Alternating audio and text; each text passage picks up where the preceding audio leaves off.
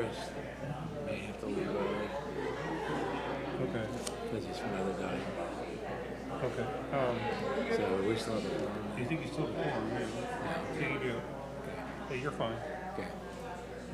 And the workshop stuff is not, those aren't action Right, items so anyway, so it doesn't matter. Doesn't matter, yeah. He said he was going to try to stay to the end of the regular meeting. I mean, if you can get through the regular one, that's all that really matters. Right. Yeah, he's died under suspicious circumstances, so up in Connecticut somewhere. Yeah. So,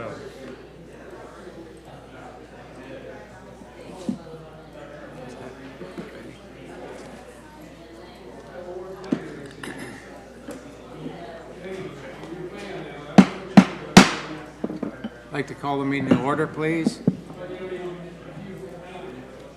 Everybody would take your seat. Please. Well, respect. What's going on here? Hey, what's going on? Thank you, David. It's okay, Will. Are you done, Will? I'm done. Okay. Just want to make sure. Okay, so we'll get started if we would stand for a moment of silence and the Pledge of Allegiance.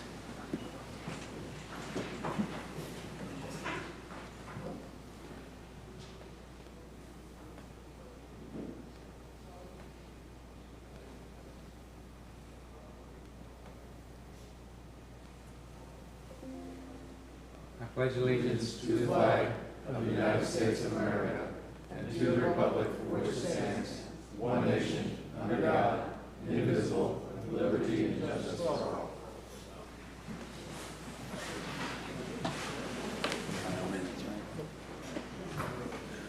One of these days we're going to have a lot. Yeah, I know. All right. If I could call upon the clerk to have a roll call, please. Jamie Girardi. Here. Christopher Bull. Here. John Moody. Here. Matthew Muntz. here. Eric Podlitz.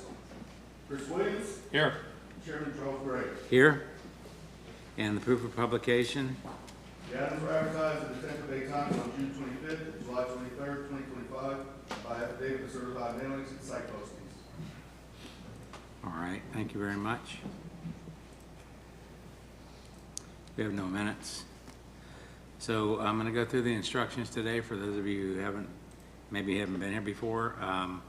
But before we do, anybody who plans to give testimony today or signed up, please stand and be sworn. Raise your right hand.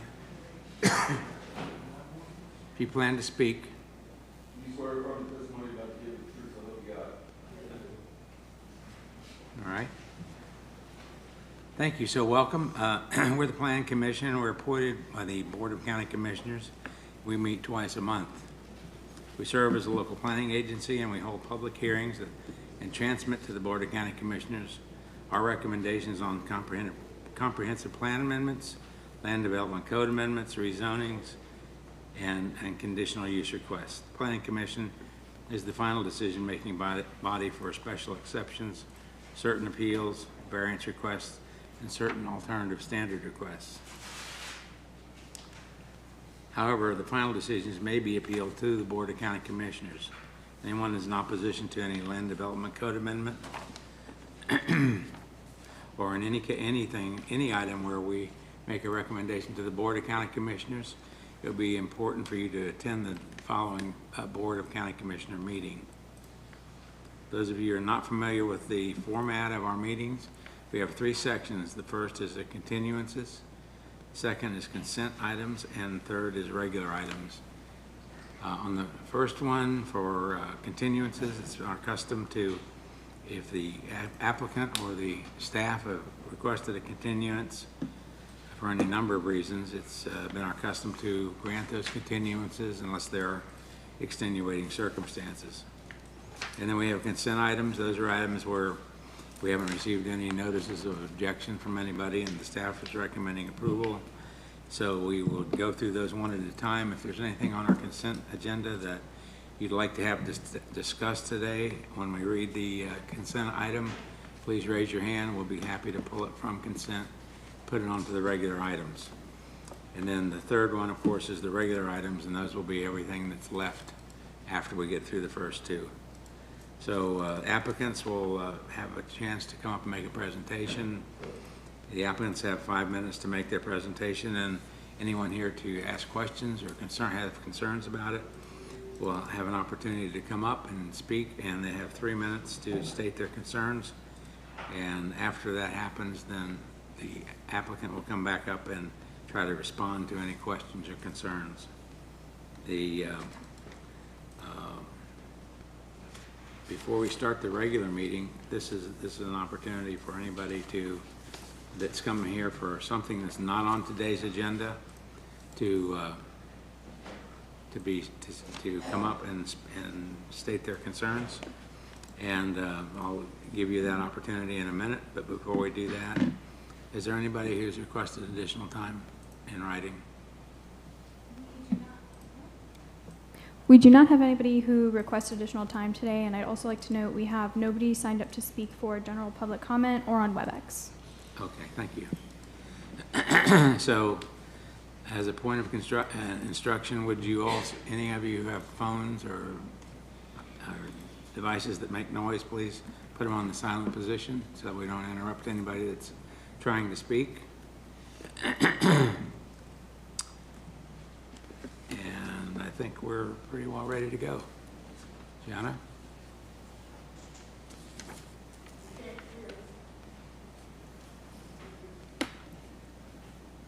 Good afternoon. Good afternoon, Planning Commission. I can't hear you, I don't think.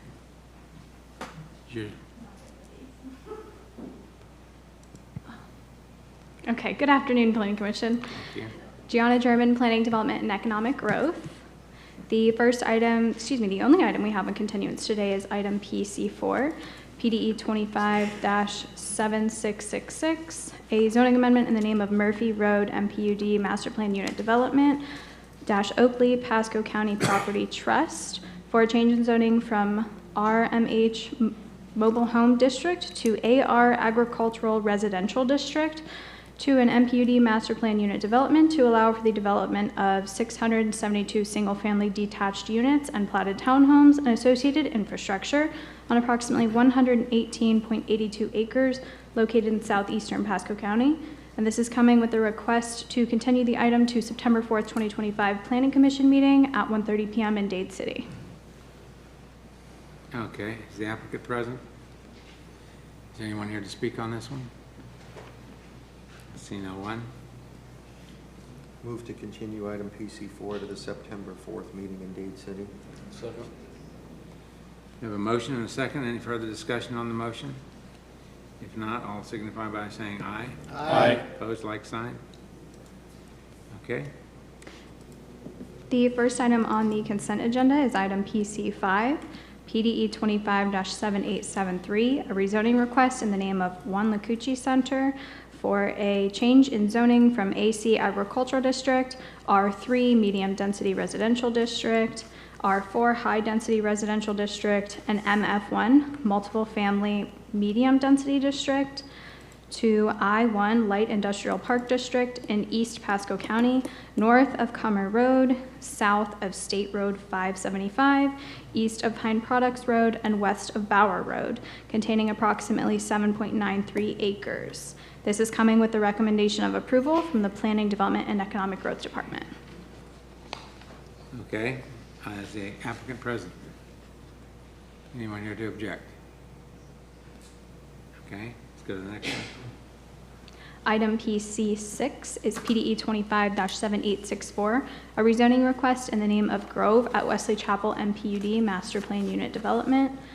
Miss Horium Huntsville LLC for a change in zoning from an MPUD Master Plan Unit Development to an MPUD Master Plan Unit Development to allow for 275 multi-family units and associated infrastructure on approximately 165.16 acres.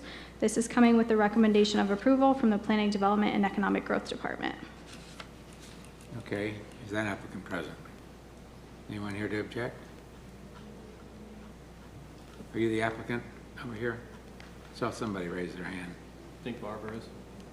Yeah, Barbara is. okay, I thought somebody raised their hand. Okay, thank you. All right, so do we have a motion to approve the consent agenda as submitted? So There's moved. one. Did you already pull 7? Is PC 7 on? We didn't get there yet. Okay. Well, Is- do we want to hear that or not? Yes, I'd like to hear PC 7. So we're going to pull 7, it's not on the consent? Yeah, Okay. Okay. yeah. So I'll move to approve the consent agenda consisting of PC 5 and PC 6. Second? Okay.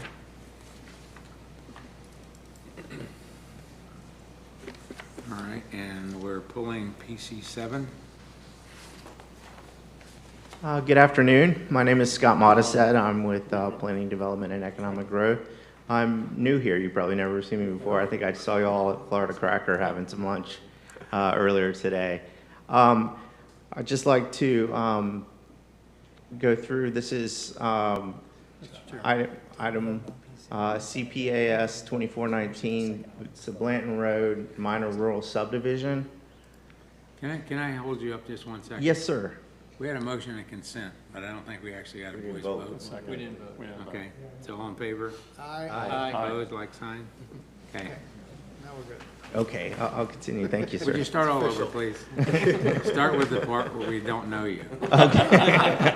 My name's Scott Modisette. Thank I'm you. with Planning Development and Economic Growth. It's very nice to be here today. As I mentioned, this is CPAS 2419. It's CPAS Blanton Road minor rural subdivision. The proposal is a comprehensive plan amendment, small scale, from AGR, agricultural rural, to residential 1, which was 1 dwelling unit per acre. The purpose is to allow for a development of a minor rural subdivision with lot sizes of no less than 2.5 acres. And there's one small parcel, I'm not going to read the parcel number for you, but it's 1.7 acres that will be left undeveloped. And it's located north, well, it's about 20 acres, 19.69 acres total. It's located north, on the north side of Blanton Road, approximately 2,100 feet east of the intersection of Blanton Road and Trilby Road, just a little bit northeast of here. And there is a sub-area policy attached to it, which limits a lot of the development and makes sure that it maintains the characteristics of a minor rural subdivision being sought. And I'll go through the sub-area policy in just a moment. This is the general location. It's located in the North Market area. This is the parcel, Blanton Road and Trilby. This is an aerial, and to give you a little bit of context, there's some residential near it. There's going into Dade City, and it kind of acts as a transition between the agricultural lands to the north and the low density and medium density residential to the south.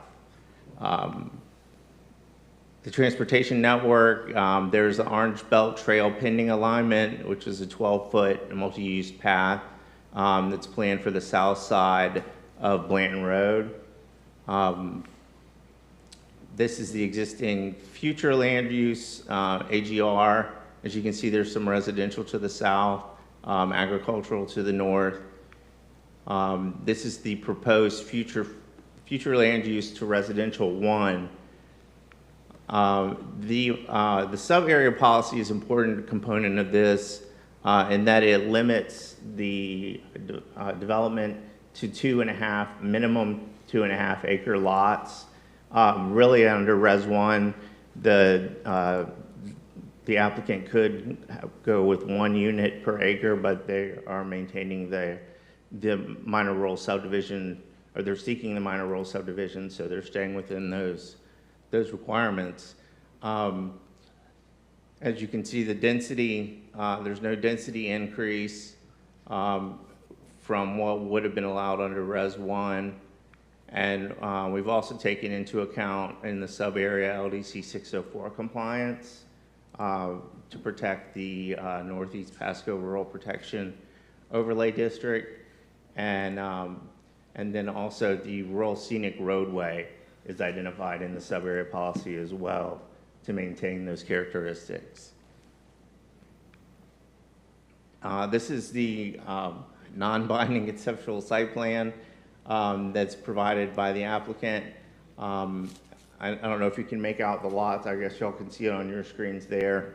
That's what they're proposing with a retention pond to the south.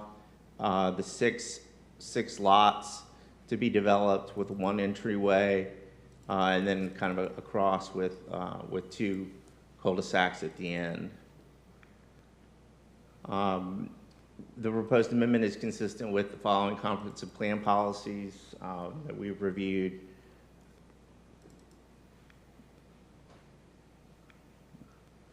And we recommend that the local planning agency find the proposed amendment consistent with the comprehensive plan.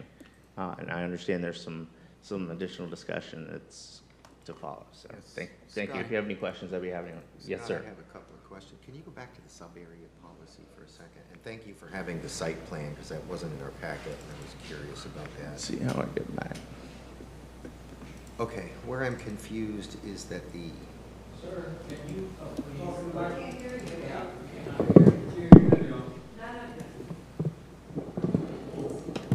Can you hear me now? Okay. Where I am confused is that in the proposed sub-area policy, it says that the minimum lot size is 2.5 acres, but the density is 10 dwelling units.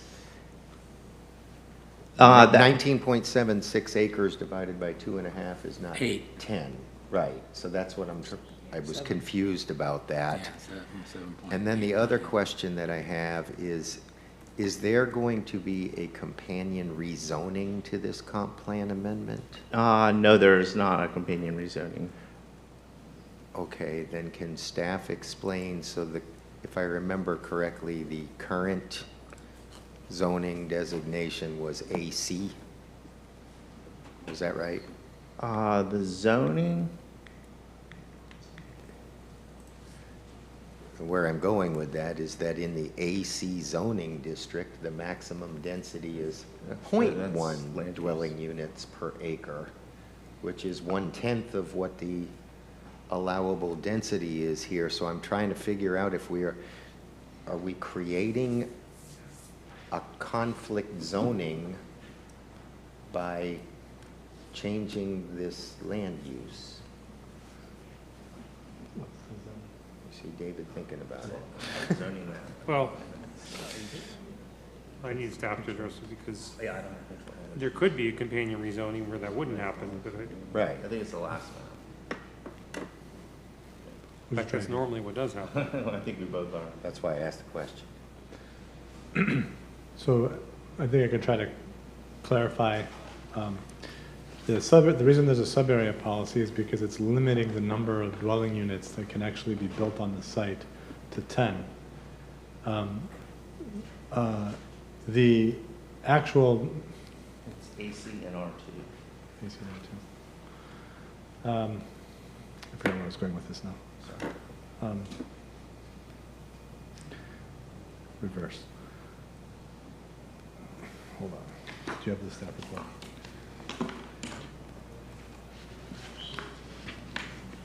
You don't have the staff report? No,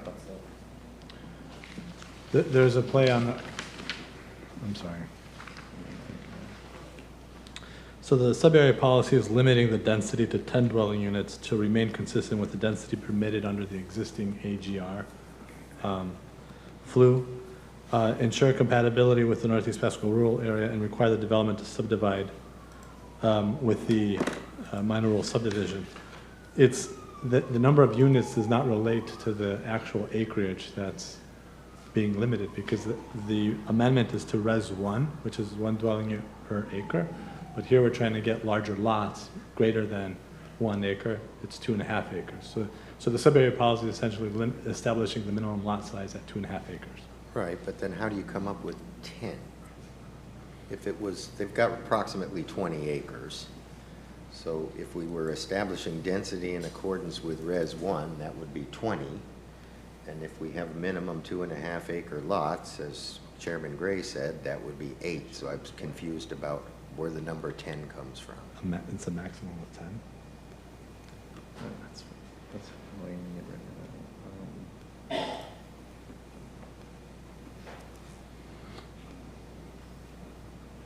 One dwelling unit per 5 acres.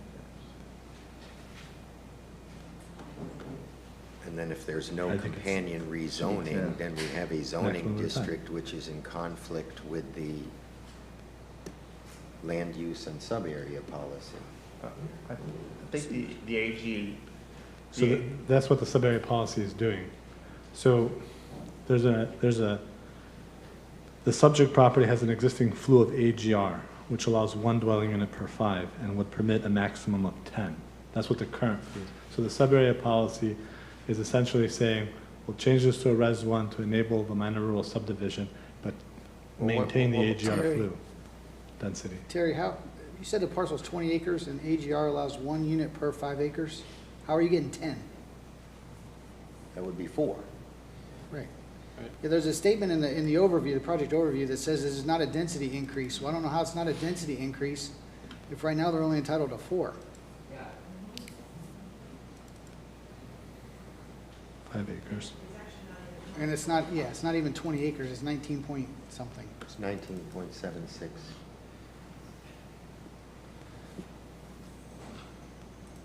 I can't follow in the memorandum, I can't follow the project overview description. It talks about densities in there, and I don't know whether you got those numbers. So yes, generally this amendment would increase the density to a maximum of 20 residential units under the Res 1 flue. However, the applicant is proposing a sub-area policy that will ensure the development remains at the existing density, which is set. But the existing Under density, Res if it's 1, 1 unit per 5 acres, would only allow for 4 lots, and I'm looking at this site plan, and there's 6 lots, notwithstanding the 1.78 acre parcel.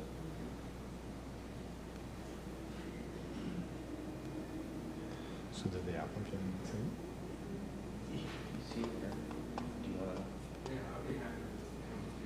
We'll let the applicant address the question. Okay. You give your name and address, please, and you've been Yeah. sworn? Yes, sir, I have been sworn. My name is Jairus Barbie, address 10117 Kingsbridge Avenue, Tampa, Florida, 33626. I think what the confusion here is so a minor rural subdivision's max units per subdivision is 10 based off the land development code. So that's where the 10, I believe, came from originally. But what we originally proposed was the land use amendments to Res 1. But through the process of meeting with the public, through our neighborhood meeting and talking with staff, we decided that we would propose to do this sub-area policy to restrict the overall lots to 2.5 acres in size, excluding the one existing parcel, which had previously been platted as part of the Blanton Lake Park subdivision to the south, and to leave that as existing. There would be a subsequent rezoning applied for these properties if this were to go forward and you all were to approve it. So yes, there should be no inconsistency at that time. We're trying to change the land use, and then if this goes well, then we would apply for a rezoning to AR. Okay, thank you. Yeah, no That's problem the- at all. That's what I was trying to figure out, because I asked, was there a companion rezoning application? And they said no, but it is your intent to rezone it to Yes, AR. yes, sir. Completely, it Okay, is our so you intent. understand that under AC, you would have a conflict? Yes, sir. Got it. Okay, We just didn't want to push both at the same time all right. we wanted to. But I am still confused regarding the maximum density. How can we have a maximum density of 10 if we have a minimum lot size of 2.5 on less than 20 acres? I was slightly confused with the language that was in the sub-area policy as well. I thought we were just simply saying a max amount of units that could possibly be developed within the entire sub-area. which that would be 7 based off of what we've come together as a concept plan. We have not hired an engineer to fully design the subdivision, but Then would you object to changing the sub-area policy? no, sir, I would not. Change the allowable density to 7? Yes, sir. Okay. I mean, maybe it wouldn't say density, but total units allowed to be developed, and I think that clears it all up as far as from that perspective. I would agree with you. That would clear up any ambiguity in my mind. Is there any intention to develop that triangular piece, that 1.7 It acres? would just have one single-family home on it. As I had mentioned before, it was previously platted and had, I believe, like 8 or 9 lots that would have been part of the development to the south. And then Blanton Road come through, and that part never actually got developed. So the intention of the owner would be to just allow one home there with an access off of this new drive that would be created for the subdivision, so there wouldn't be any other cuts that would be onto Blanton Road and Okay. would keep down any conflict. So effectively, we're talking about 7 lots in the, In the entire sub area, yes, sir. Okay, is that clear, everybody? Anything? Thank you. All right, no That problem. was very helpful.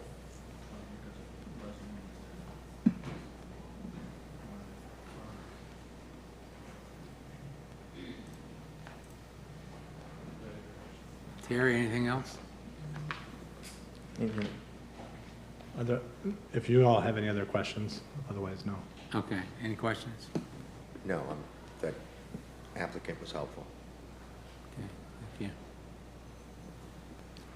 All right. So who else would like to speak on this one? Mr. Chair, the first individual I have signed up to speak is a Randy Spanhauer. I'm sorry if I butchered your name. And the next is Mr. James Navarro after Randy. Okay. The next person is welcome to come up front and sit. Y'all hear me all right? Yes. All right. Do I have to push a go button or what? Nope. Oh, No, okay. no, that explodes. if He you- pushes Sorry, the go guys. button. I've never done this before. Yeah. 69 years I've lived in this county. Y'all know the changes I've seen. Now, I'm out there in Blanton right now, and I'm seeing what's going on just on the other side of the county line, knowing that's going to happen. I'm seeing what's going on up on Trilby Road, knowing what's going to happen up there. We're in a rural overlay area. That was designated a long time ago. That little subdivision just on the other side of the road from this piece of property they want to develop was put in there before the rural overlay. Now, you guys have a big responsibility, and I respect every one of you for your choices that you make, even though I don't agree with a whole lot of them. I've watched this place go from cow pastures and orange groves to houses. Nobody likes that but the county commissioners. I'm going to recommend, we had a little public meeting at the church out there in Trilby. Every one of these seats in this place would have been filled if this meeting was at 7:30 at night. I understand you guys work during the day like everybody else. And people that can't be here is the ones I'm representing, because there's hundreds in that community that say, we do not want this. Number one, we don't trust the people.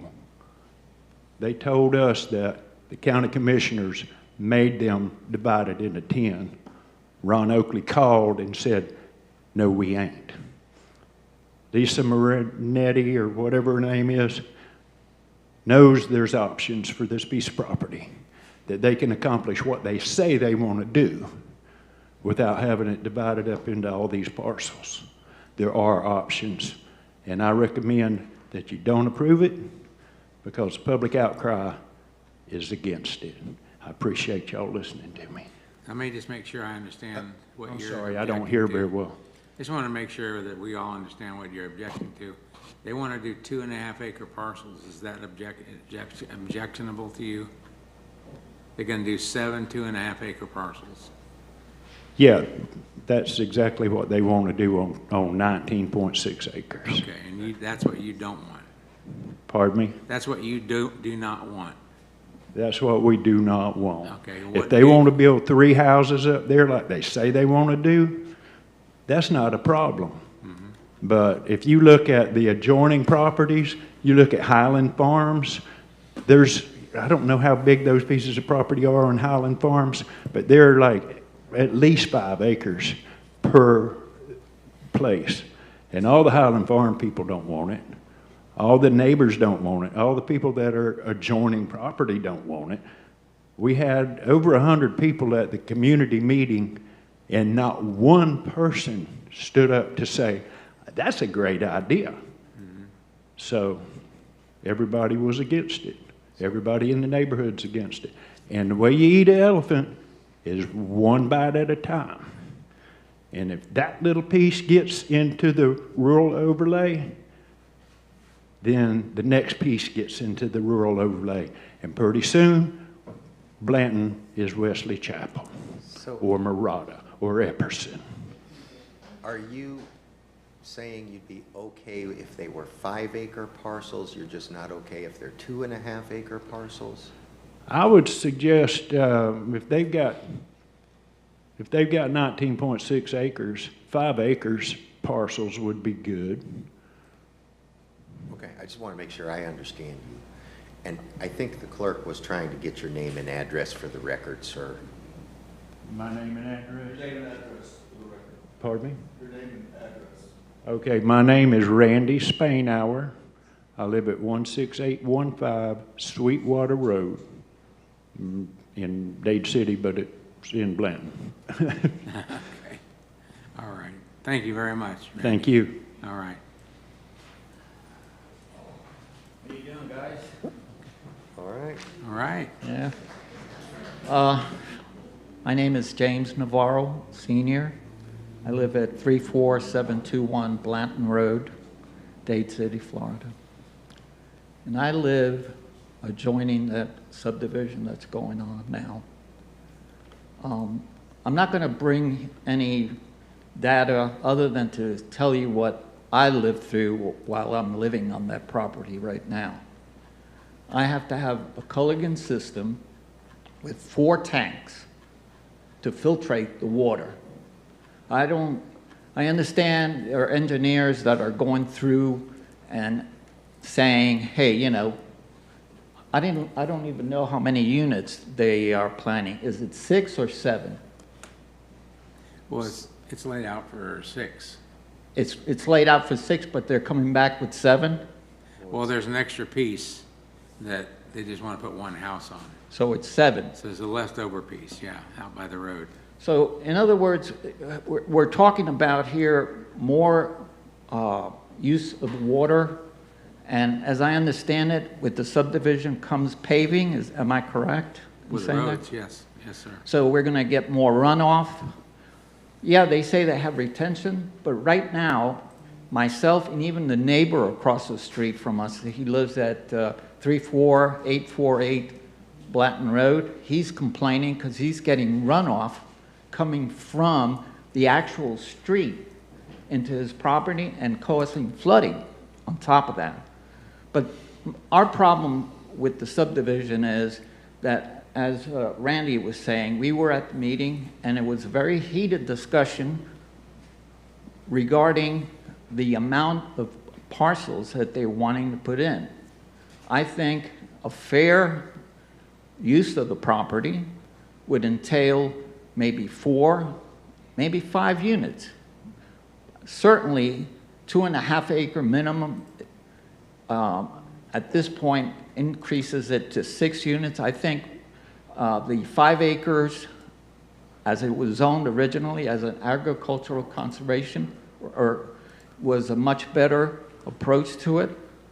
They want to build, I understand they want to build a family compound, but in today's day and age, the kids just go away. My concern as a person that's living next door is that, first with the water, second with the amount of traffic coming through Blanton Road right now, is a dangerous spot. Talk to, if you don't believe me, talk to Waste Connections. They had to adjust their pickups because it's so dangerous. There's accidents on there. You're going to have, you know it as well as, if we have 6, 7 units, that's two car. Go ahead, finish. Can I get an extension, please? Go ahead and finish. We have 2 cars per family. That's an additional 14 vehicles coming down, and it is on the crest of Blanton Road.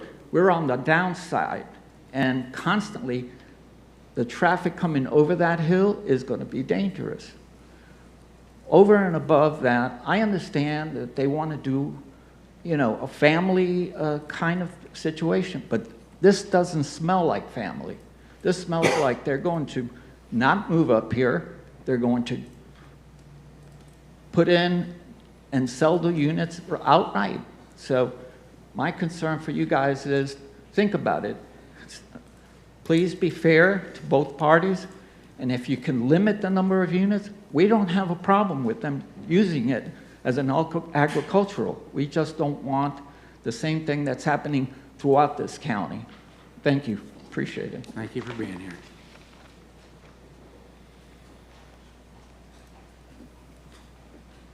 Hello again, Nancy Hazelwood, 34110, a nice place. I've got a jumble of notes, but I did label them 1, 2, 3, so that might help. First off, I'm going to ask why, when they put the legal notice in Nancy, you did say your address. I didn't hear you say it. She did. Oh, did you? Okay. You want to make sure you're Mr. legal. Gray. Make sure you're legal. She's been here enough, we all know it by heart. Well, I know that, but the tape Anyways, doesn't know it. why was not, in the legal notice, it referred to as the Northeast Rural Protected Area Plan? You could have had more people here. If some people don't realize this is in there, and what happens on one side is going to happen on the other side. So that's point number 1. To the neighborhood meeting, it was well attended, and we were kind of sympathetic to the applicant because he did want to make a compound and have his family there. Said he wanted to move out here because it was peaceful and quiet. And we pointed out to him, if he went with the densities he was talking about, he's killing what he's moving out here for. So I think there are other ways to do this. You've got a new project out, a new ordinance out on ADUs, accessory dwelling units. I believe that goes up to 1,100 feet. And if they want to do this at a much more moderate amount of units, they could add the ADUs. So I think that's an option. But I would think the county has other options in there rather than change the land use. And that brings me roundabout to my biggest point on this, is changing the land use in Northeast Rural is a big problem, especially right in the center of it. I know you've got that old place across the way that was grandfathered in, it's probably 6 per acre, but that was grandfathered in, it shouldn't count whatsoever. Up near, on Bayhead Road, up near, oh, what's the name of that? Bellamy Brothers Road, which is our west boundary, we have Bayhead Landings. And that's really a nicely done subdivision. And it is smaller lots, but that's by our boundary. We need a transition area that we've asked for time and time again, and nobody's given it to us. And here you've got the highest that's allowed in Northeast Rural, and you want to put it in the middle of Northeast Rural instead of the edge, instead of our boundaries. So putting this right in the middle is going to start the precedent of everybody else around there saying, oh, well, we can do this. That's the biggest problem I see with this. If this goes down, then you're going to have a slow, slippery slope of everything out and everybody around it. There's already 2 people with for sale signs up there. Thank y'all. All right, thank you, Nancy.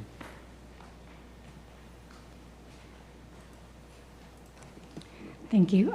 My name is Sharon Hannah West. I live at 4701 Tranquilview Lane, Dade City, also in the Blanton area, very, very close to this property. And you've been sworn, right? I will. Oh, I thought you did, okay. You swear or affirm to tell the truth, so help you God? I certainly do. Not to echo everybody's point, but really to do that. I think the biggest concern that we have here is the protection of the Northeast rural area. Years ago, many of us worked very, very hard. It took 4.5 years with a multi-stakeholder process, many charrettes, lots of involvement, and the plan was sent up to the state for approval. It was lauded at that time as one of its kind. Most importantly, because of all the participation that went into it. It wasn't a lot. Yes, there were people there who wanted no growth, but everybody knew that the best we could hope for was to have some kind of a voice into what that growth would look like. So that's what the Northeast Rural Protection Plan is all about. I think right now what's happening is it's starting to die the death of 1,000 cuts. Everyone that comes in and takes a parcel out of it, changes the density on that parcel, creates a problem. And as Nancy said, doing it to this piece could be a major problem. The whole issue of precedent, something I know a lot about. I taught law for 30 years, business law. It's easy to come in and say, well, you did it for somebody, I'm next door, now I can sue you. Will they be successful? I don't know, but they're gonna make your life miserable, and they're gonna cost the county lots of money. And it's something, frankly, I would do, I think, if I had a vested interest to the contrary. But instead, a lot of us really love this area. We moved there for its rural character. When we see it change, it's painful. And I, for one, offer was on the table with a discussion a couple of weeks ago. Well, why don't we just, in your area, maybe go for 1 to 5 instead of 1 to 10. I said, I'm going to shoot myself in the foot here and say, no, that is not what we want. Please, please, please hold the density back because it's eroding. You have the power to at least make a recommendation to do that. We implore that you do. Thank you. Okay, is there anybody else? If not, the applicant can come forward. Oh, Yeah, you want to speak? You got to be quick around here. I'm not sworn. You're not sworn in? No. Do you swear or affirm the testimony you're about to give is the truth, so help you God? I do. Name and address, please. Hi, my name's Paul Gandolfi. My wife and I have 10 acres just north of the subject property. I want to correct something the developer said earlier on. The Orange Belt Trail is not scheduled or planned for Blanton Road. That was cancelled. So that should not be a factor in your decision. The only thing I notice on here is they're wanting home sites of 2.5 acres with a, was it the Res 1 zoning? If they want 2.5 acres, why didn't they go for ER2, which would then limit them to 2.5 acres? Right now, if they go with Res 1, they can at any time in the future double the density. And they'd be perfectly entitled to do that. So please consider that. Think of the people you represent. And I wish you well. Thank you. Sure. All right. I wanted to point out to you that this all goes to my earlier line of question, because that was why I was questioning when it said 10 units in the sub-area policy was the allowed density, to try to make sure that if you actually want 2.5 acres and we're going to limit it to 7, that you can't come back later and ask for 10. So I'm trying to keep the guard up for that. Watching out. Okay, you have a question? No, I just wanted you to understand that that's why I asked those questions before we are actually watching out for that. Yeah, appreciate that. Okay, thank you very much. All right, Terry. Mr. Chairman, just wanted to address the earlier issue and to correct the staff memo that was submitted. It is indeed AGR at 1 dwelling unit per 5 acres, which would render a 4 unit on the AGR future land use category. I think what happened there was the math got mixed. The sub-area policy is requiring 2.5 lots, which is half of the 5. And so when the Res 1 calculation is made at 20 units, 1 per acre, right? The half went to 10. So the math was a little mixed. But it is indeed the case that it is 4 units on the AGR. And so that'll help correct the issue that's present in the agenda memo. We'll fix it for the Board of County Commissioners.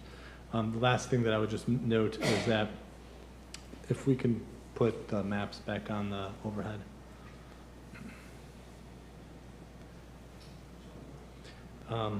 This is our presentation.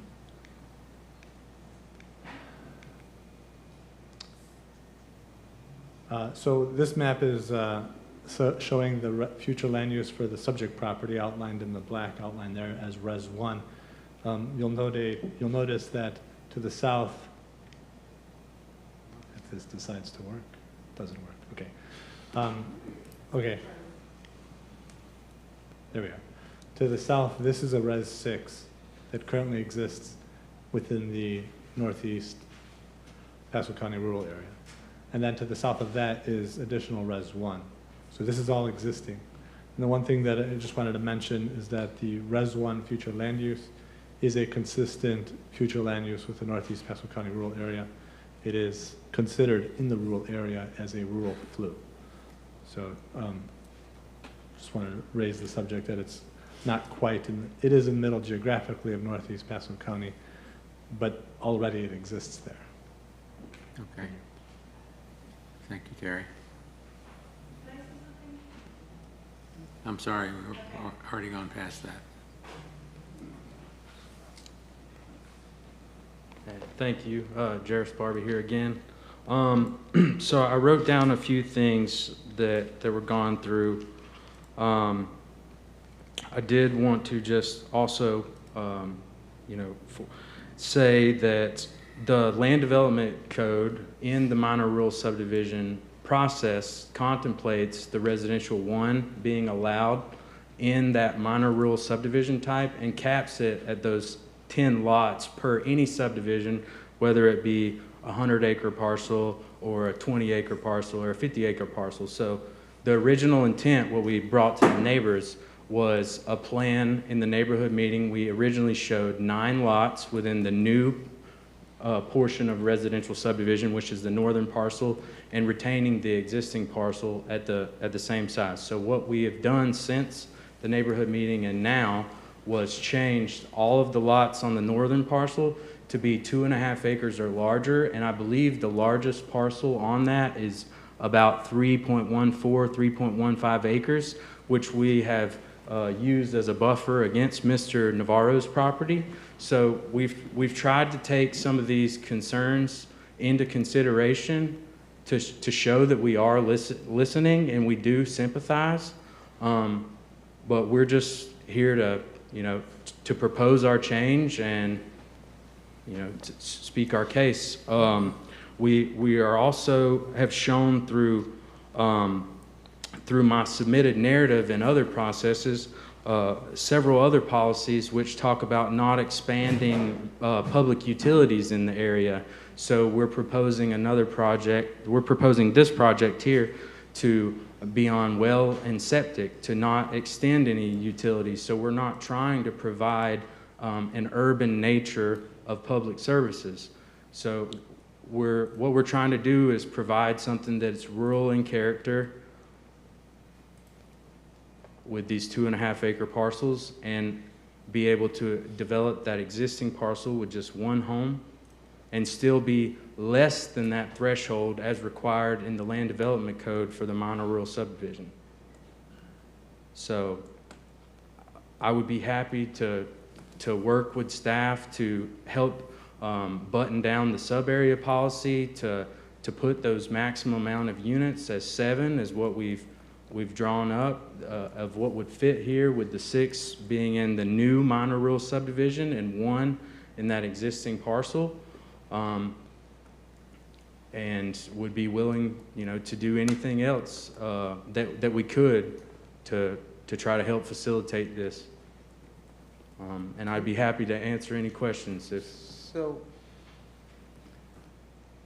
is there any truth, we've heard a couple of the residents come up and speak to that this is going to be a family compound?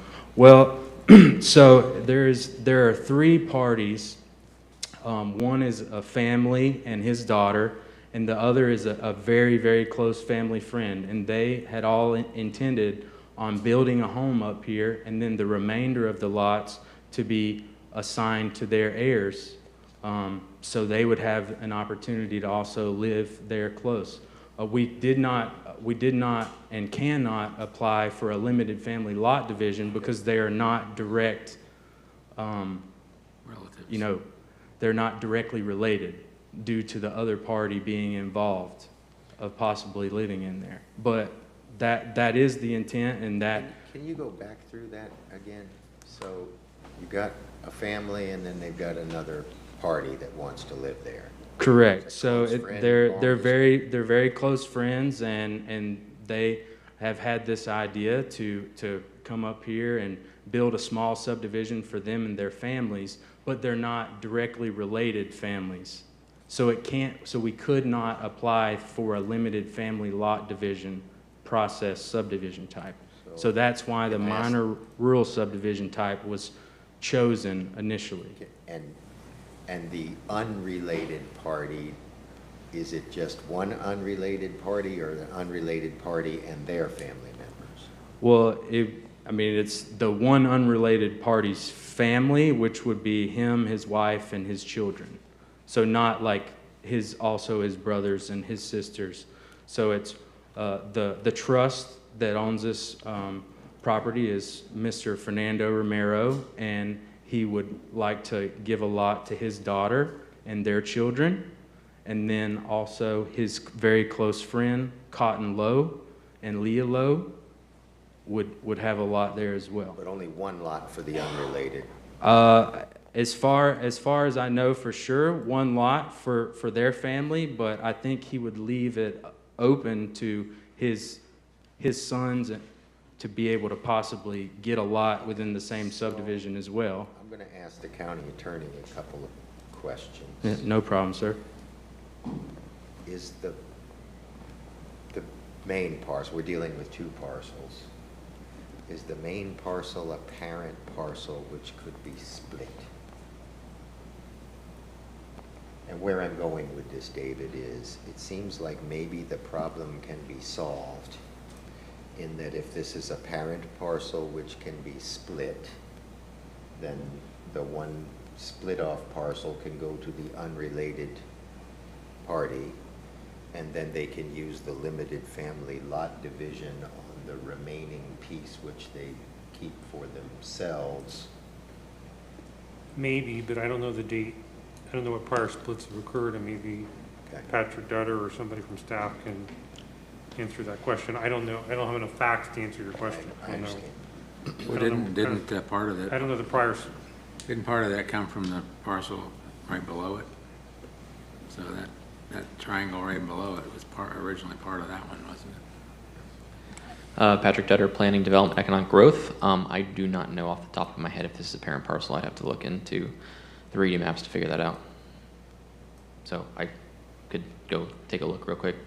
Give me a minute or two. Well, I guess, Patrick, who were they dealing with when they decided, putting aside the plan amendment rezoning stuff, when somebody was advising them to pursue the MRS, was the concept that Mr. Moody just talked about explored or no?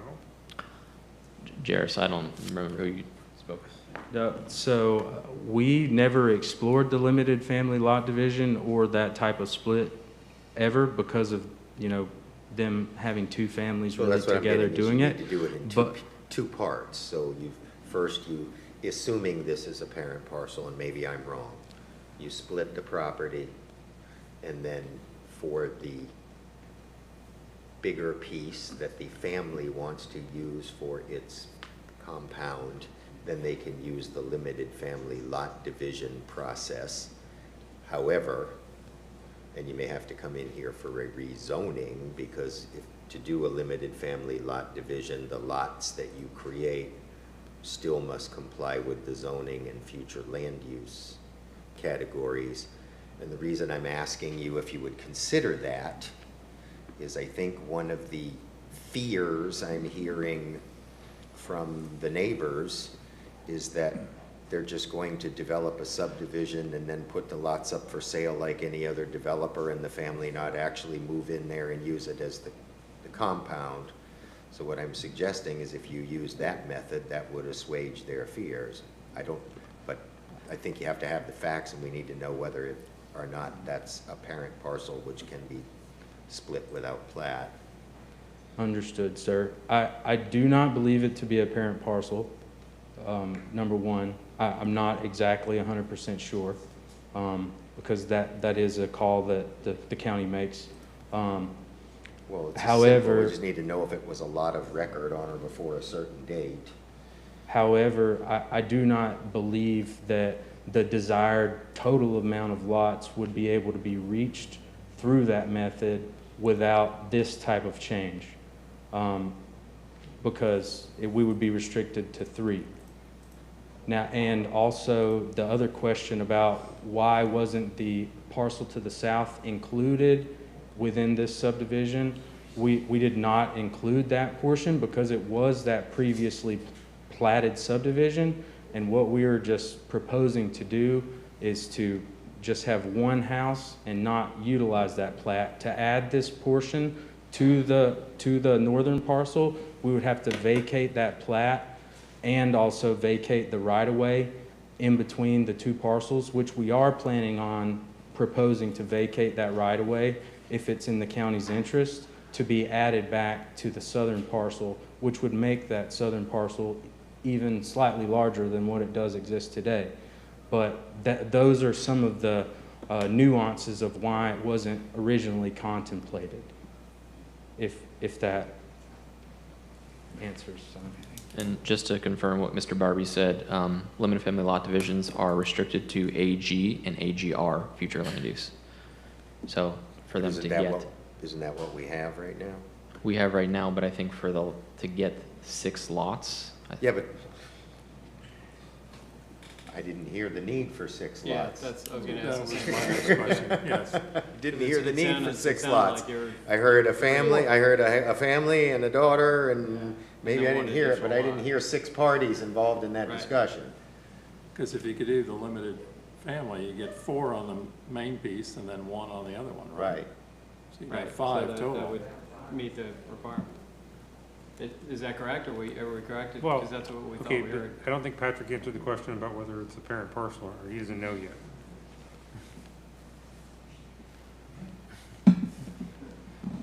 Yeah, it's not give me a minute or 2 to figure out if it's parent parcel. Okay.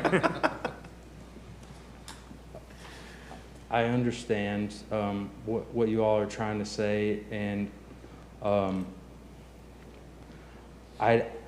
the families, they have children, so they're trying to also, preserve that potential legacy for their children, and that's why this request is coming forward to have additional lots. What we're putting this proposal together, and what we believe we've presented a proposal that is consistent with the comprehensive plan and several of the comprehensive plan policies, and we've tried to work to reduce the impact that would be, made. And to the south is 6 dwelling units per acre. We're proposing, 2.5 acre parcels and the 1.7 acre parcel. So we've proposed a transitional use of the land, and that's what we're trying to do. Patrick? I think someone watching was doing the research for me. Communication that this is not a parent parcel. It is not a parent parcel. What I'm being told, correct? So therefore, even the split even the additional split for the additional family would trigger subdivision. Right.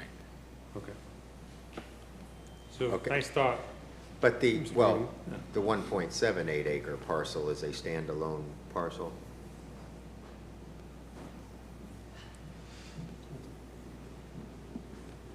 I did not review to see if the 1.7 acre parcel was a parent parcel or not. Assuming it was not split illegally, they could get a single family home on it.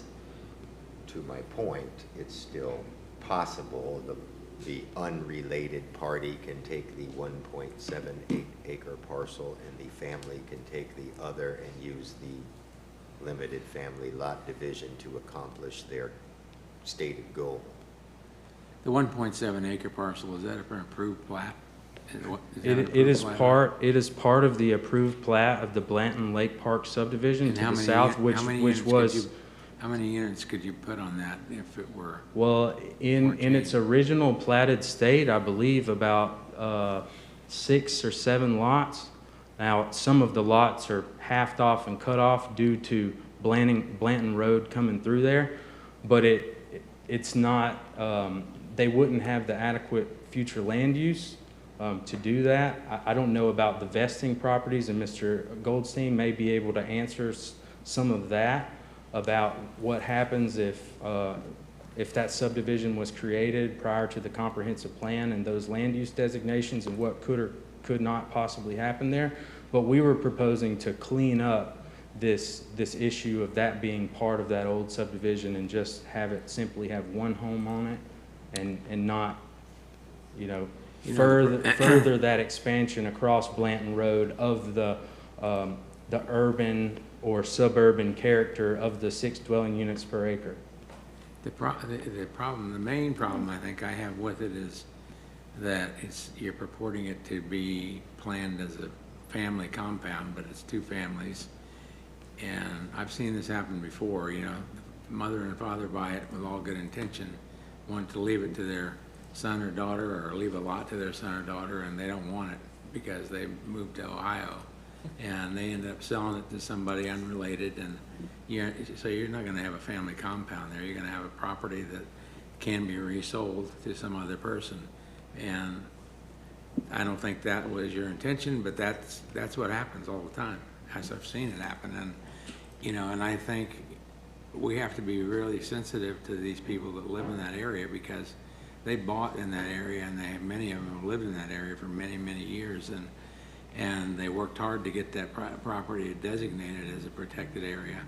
And we can't just, flippantly approve a family compound that might not be a family compound. And that's the way I feel about it. I think if maybe if you limited it to a total of 4 lots, I might be able to support it. But beyond that, I have a real problem with it. I don't know how the rest of the board feels, but Mr. Gray, that's how I feel. I have the exact same sentiment. So. Yeah, I feel it's kind of precedent setting on the north side of Blanton there. I agree with what Ms. Hazelwood has said. I believe said that it is potentially setting a precedent there to the north of Blanton, so that's my other concern with it. Understood. Well, yeah. I mean, I think your intent is good, but I think the plan is not good. I think you're hearing kind of what the flavor of the Planning Commission is. Would you be willing to take a continuance to go back and discuss that possibility of the limited family lot division with the staff and figure out if that can work for you? Well, if I'm not correct, did Mr. Dutter just say that it's not a parent parcel and we would have to do a full subdivision process to even break off the parcel to then do the limited family lot division?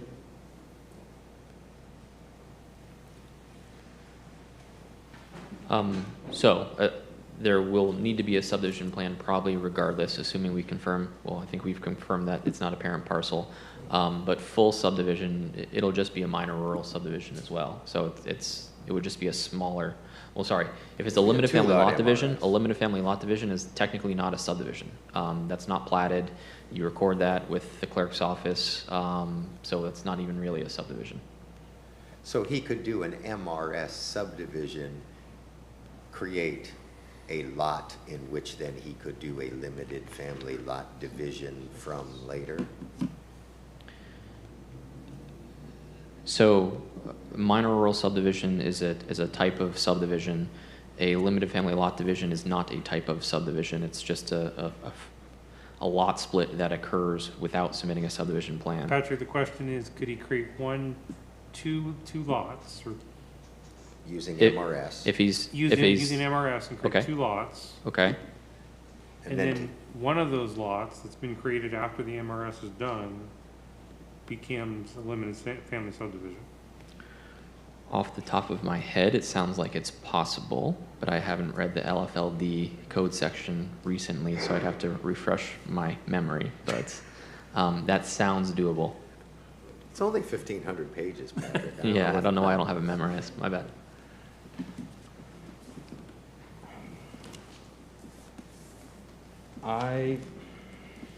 So would you like to continue this, or would you like to have a vote?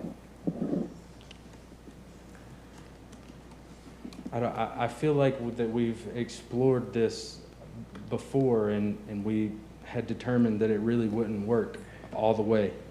I believe that we've presented a fairly reasonable request, and I think what I might add is maybe we could propose to do some type of voluntary deed restriction on the larger parcel and across the whole sub area to help alleviate some of these concerns possibly.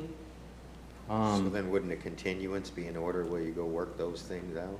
Yes, sir, but I was not strictly saying for the purposes of the limited family lot division. Because I don't want to necessarily lead you guys to think that I'm trying to do something that I'm not. I'm trying to be honest. What I'm trying to say, in not so many words, maybe I'll be more direct, it doesn't sound like you're probably going to get enough votes to get the application that you want today. So do you want to continue the matter so you can come back and try again on another day with something that's more palatable to the Planning Commission and the neighbors, or would you just rather have a recommendation of denial? Yes, sir, I would vote to continue it. Okay, then I would move to continue. How much time do we think we need? We'll have to be back here in Dade City. Yeah, to be back here in Dade City, so it's available to all the local residents. So do you need 1 month or 2 months or 3 months? I think 1 month. Okay. What is the next meeting in Dade City? Okay. And when is your agenda deadline for that date? Like, when would this all have to be ironed out? My concern is that's too soon too. May I suggest 60 days rather than 30 days? All right, so when would be the October meeting in Dade City? What's the October meeting in Dade City? Yeah. We're trying to help you out, but I understand, sir. Our responsibility are those people sitting out there. I understand. No harm, no foul. Okay. So what date is that, David? October 2nd, sir. All right, October then I 2nd. would move to continue this case until October 2nd meeting here in Dade City. I'll second. Okay, we have a motion, we have a second. Any further discussion of the motion? If not, all in favor, signify by saying aye. Aye. Opposed, like sign? Okay, so everybody understand that it's going to be back on the agenda, but with a different proposal on October 2nd. Yes. Yes.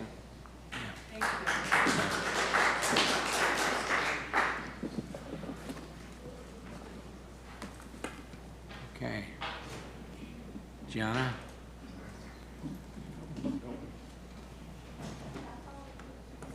That's all, folks? Okay, that's all we have on the regular agenda, and I believe we are going into the remainder of Pasco Lives next. Okay. Yeah, we're going to take a break, and do we need to adjourn the regular agenda? Yeah, you probably should adjourn your public hearing. Yeah. So I have a motion to adjourn the public Motion to hearing. adjourn. Second. All in favor? Aye. Aye. Okay. Your wish is my command. Yes. While we're talking about the comp plan, how is the comp plan policy 2.2?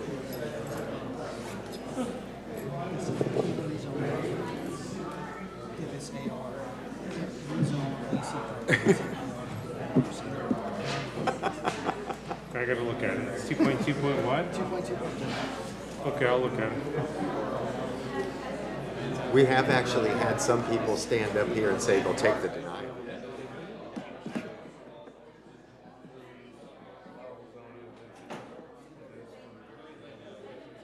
Oh. I'm trying to think if there is such a thing. Hugging it. Yes, sir. Hey, buddy. I'm not sure we Thanks for hanging in probably there. need one, because I see other counties that do Tried to have get it, that. got it as short as But I I'm could. not, I don't, you can know ask big Terry time. and David, I don't know if they have such a thing, like staff has like an internal document, but I don't think there's anything in our code or our comp plan that says these zoning districts are consistent with these groups. But we can confirm that with Terry or David.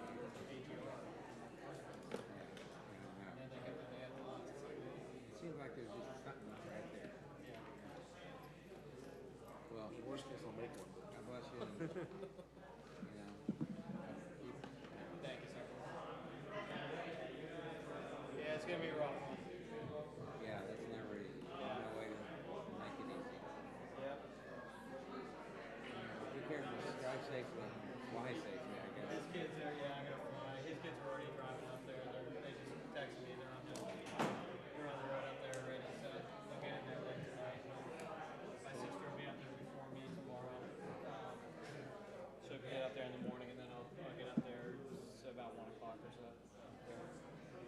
And we'll convene on my brother's house and Figure it all out. empty it out and go from there. All right, buddy. See you later. Thank you, sir. Appreciate it.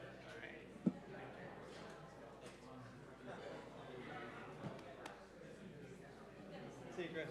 See you, Chris. Safe travel. Thank you. See you, David. I don't know. See ya. See you, Jennifer. They may not. Take care. See you, Chris. Have a good trip. Thank you.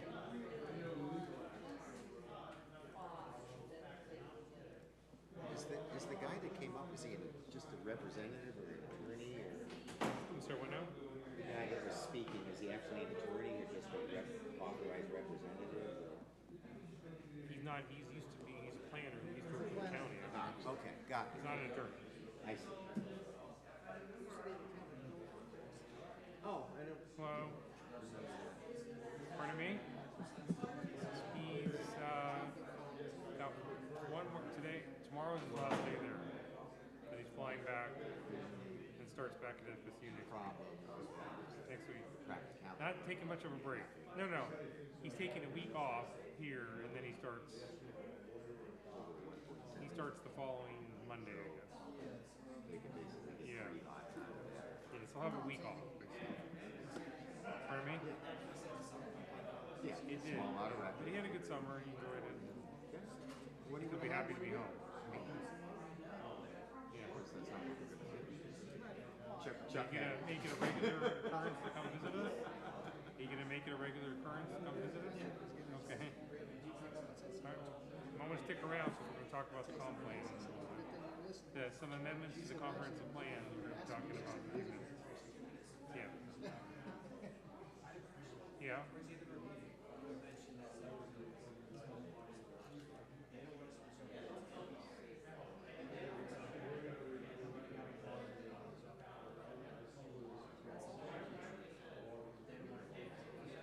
That's my understanding. I've not been in all of the negotiations, but my understanding, at least talking to Mr. Oakley, was that we had offered to allow them to connect to our system, but it would cost them more money. And so I guess they don't want to charge more money to the residents.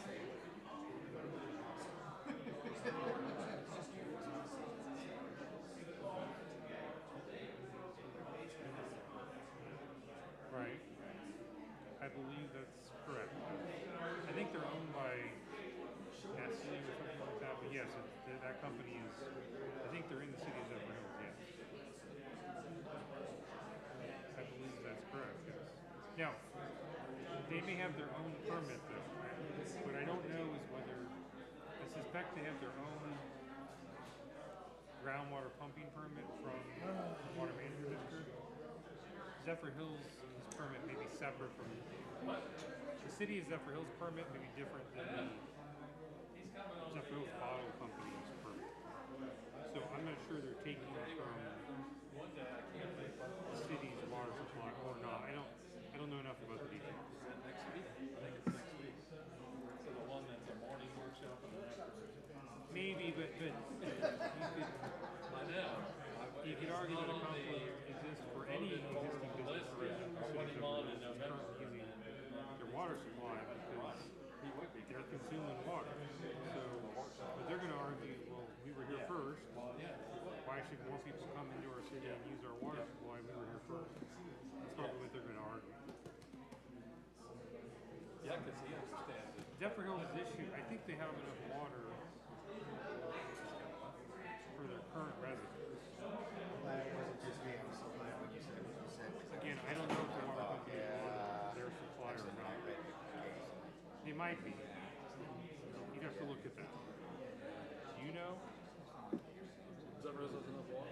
No, whether Nestle Bottle Company, the one that does Zephyr Hills water, are they under the, are they getting to the city of Zephyr Hills directly, or do they have their own pumping permit? They're doing a little bit of both. I understand they're doing a little bit of both. They have a well they have permitted, some use permit for, but they're also supplementing with some city. So yes, I can't apparently narrow it on some city, but not, apparently not their entire water supply is coming from the city. So there's not much anybody can do to take away their permitted groundwater they have. Yeah. But even stuff they give to the city, they're going to say we're the city customers of the city. Why should we do that? Figure it out. So now I gotta sell all these slots. I don't think the issue that the city has with that is that since they don't want to connect to Tampa water, The other thing, it is sort of indirectly causing the de facto moratorium. they don't have to comply with it. But there are, I guess their argument is that if they connect to Tampa water, they're going to have to pay more and pass that cost on to the And most of this, the staff doesn't even oppose this law. In theory, for the part that they're getting from the city, yes, they'd have to pay more. Unless the city can figure out a way to bifurcate their rates where, and there may be a way to do that where new development pays a higher price. Another day. It's stupid to take it. Maybe we do not need to. Not by yes. 6 hours. And I still get But yes, I get your point that you're basically saying Zephyr Hills out of water against Zephyr Hills. Yeah, that's what I felt bad. selling He seemed like a nice enough guy. it does seem odd. Well, I asked the question, Somebody would have to drill down and see how much of that is from the city part. Versus They said he used to be a pilot. Okay, all right. Yeah, no problem. I didn't either. I played there. Said it seemed like a nice enough guy.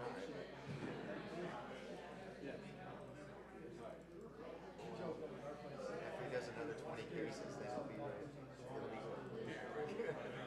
He'll start somewhere.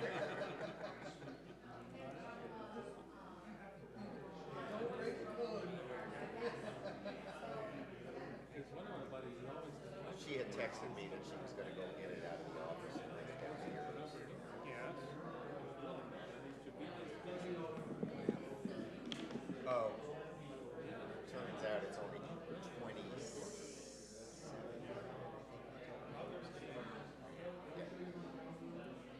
What he had done is he extended the seating beyond where the covers are. He said, well, you can't do that. It drops off. So we brought him over. We brought him over to the park and said, see, when you get to the edge of the covers, it drops off.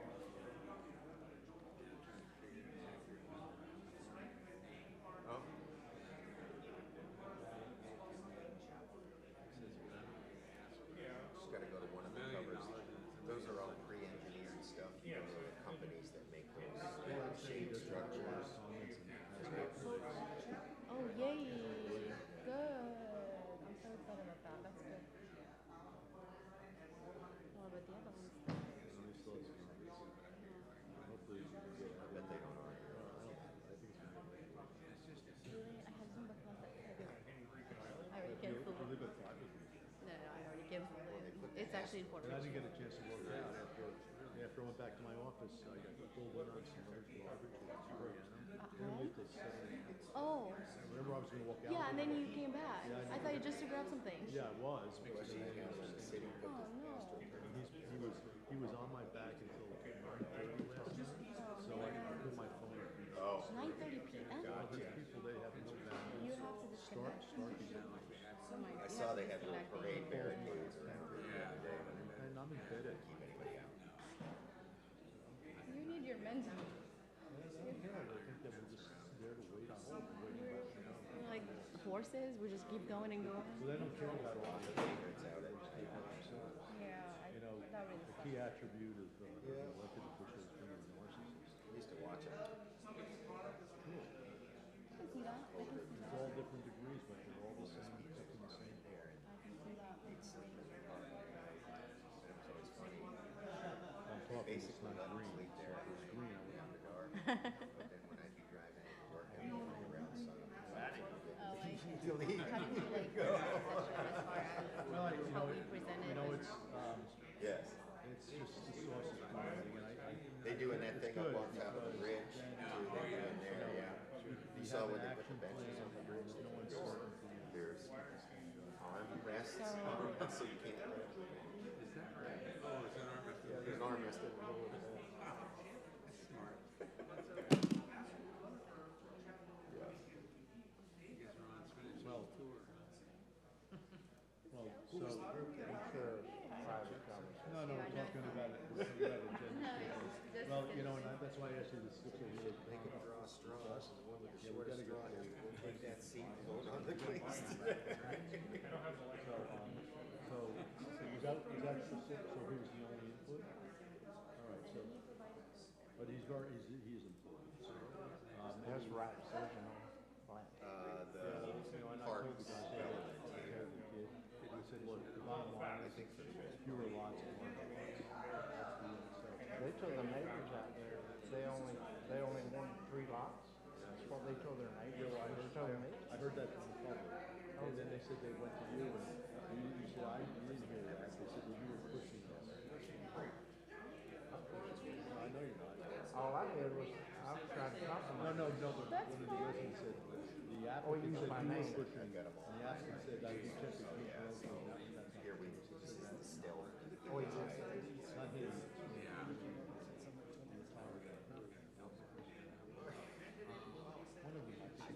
Trying to figure out how we do this. You know, I don't want to create a problem for these people who have to actually run for office, but we get told by the governor, this is the guy comes to die, and then our staff is doing this. I just leave the message as listen, you guys are here,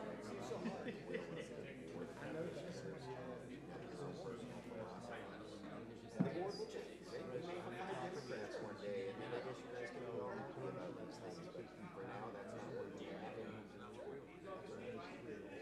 So I got involved and said, no, that's not a mandate, that's a Well, this is very interesting. They've decided to level of service. Well, I'm going to ask you, We're here to help. So there are a couple of highlights that I have. What's an equitable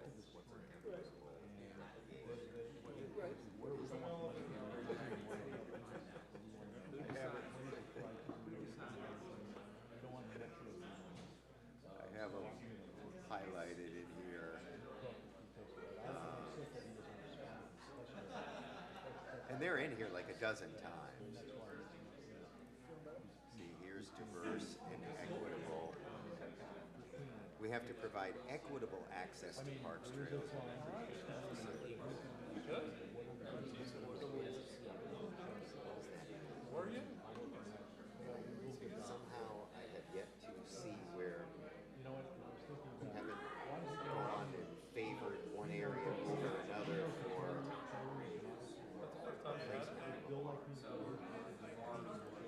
we've got Starkey Park that's out behind us, subdivision. And we've got the little pocket park. I've only had it once so far. I think this as is far great. as I know. But that is something that's really great. So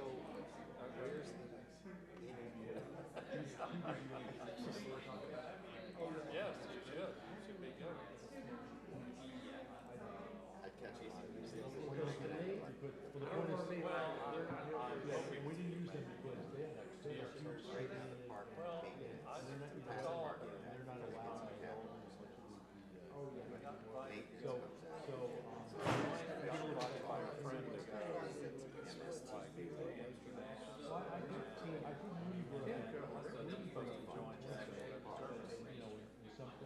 My thought was,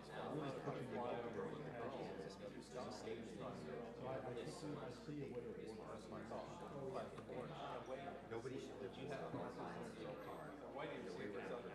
the cap is heavily wooded property. Well, there may be places where people. Well, they're looking at. right now, it would just be my, so I would try to do that I'm same. trying to think about it in my own neighborhood. Well, why the hell do I need a park in my neighborhood? There's one extra tax. Yeah, because that's there's one that you put in what, 2 days before? And then the day before, but the day before it's like just. Hey, everybody. Oh. The group. Okay. Gotcha. So you got.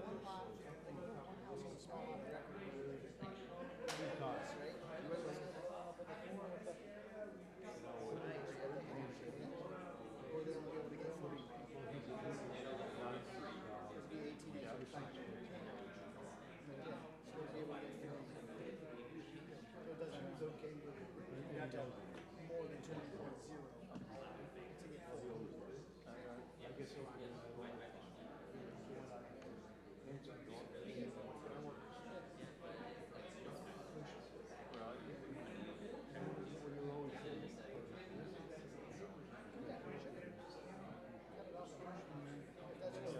That's the story I got back to me too. That's why I got to. And I knew. How's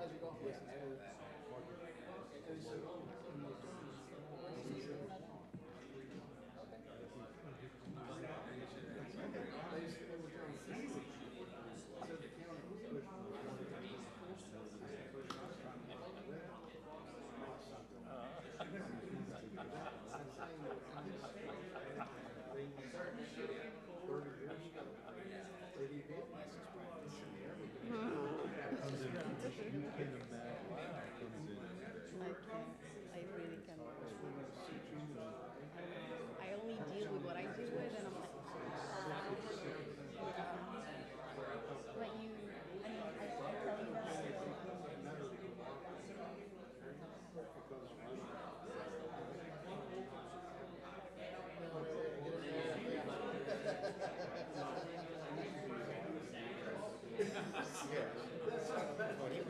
I did have to laugh. I did bite my tongue. The guy come up here and he said, well, we could get 6 lots of it. Well, it's 7.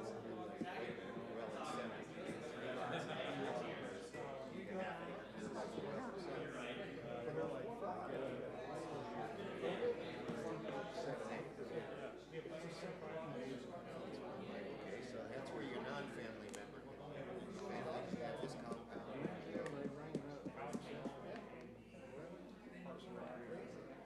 All right, well, let's get this. I'm actually concerned about that too, and then with ADUs. Well,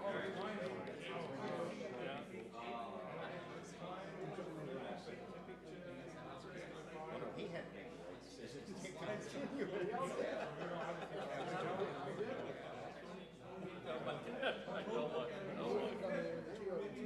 Hurry tee off.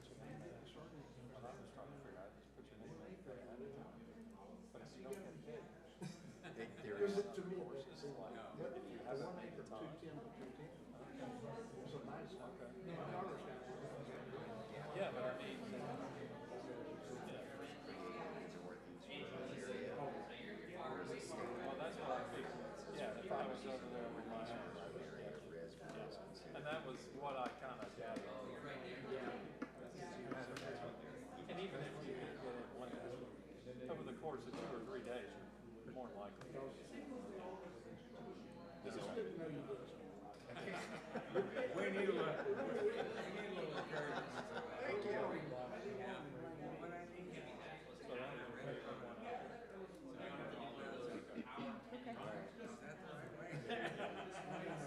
I am going to push back a little bit right now about the parking. I like parks.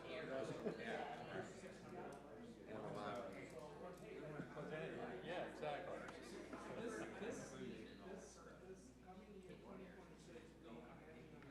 So what I noticed in all these comp plan chapters that they give us to review, they never use the 3 words. But as you go through it, repeatedly, use diversity, it's repeated everywhere. Because I have a friend that was 20 years ago. Really? Yeah, I know where it comes And I don't know you're getting there without it. He's pretty sure. Yes.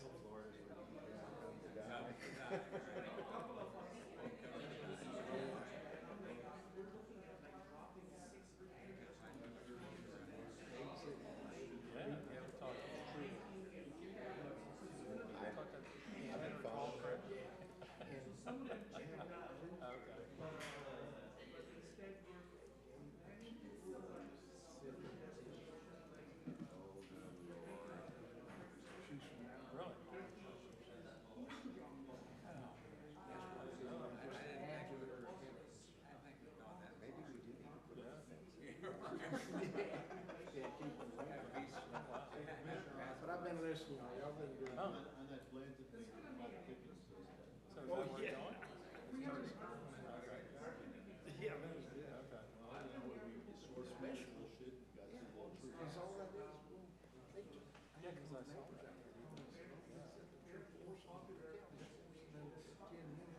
Yeah, we chained them up and we told them. Oh, yeah. They said we only, brave guy, well, we never did that go. But I got another one where So when you developers telling homeowners that in residential areas, it's 46, the county's mandating 6 homes an acre. It's a maximum. We never hit the maximum. Put in the roads, the stormwater, the buffers, we never get to the maximum density.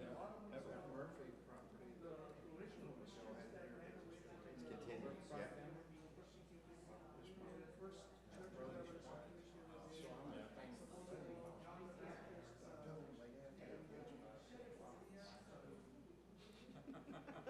That's the beginning. No, my brother,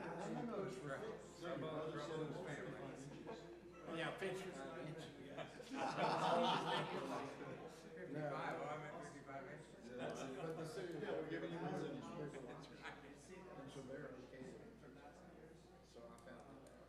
So I told them, I said, that's what you got to do. I told Clark, they were turning it over. Yeah. That gives you 15 foot right. Yes. Which is better than. Yeah, the 10 is way too small. It's too. I lived in a 50-foot lot building. Yeah. That's terrible. Right. Here, you want to go there? Getting to That's about right. But that's how. And then, you know, it was a lot of deal about. The other place I want to go is, I've been to the public, quite often. Like Teeth of Dog, that's where I want to go.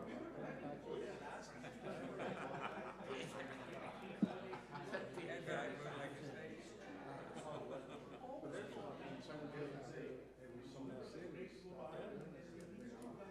There's still good homes built there.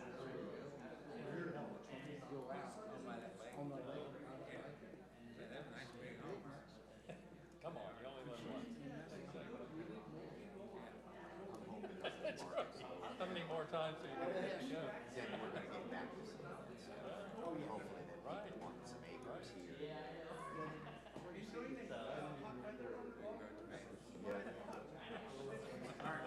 Keep up with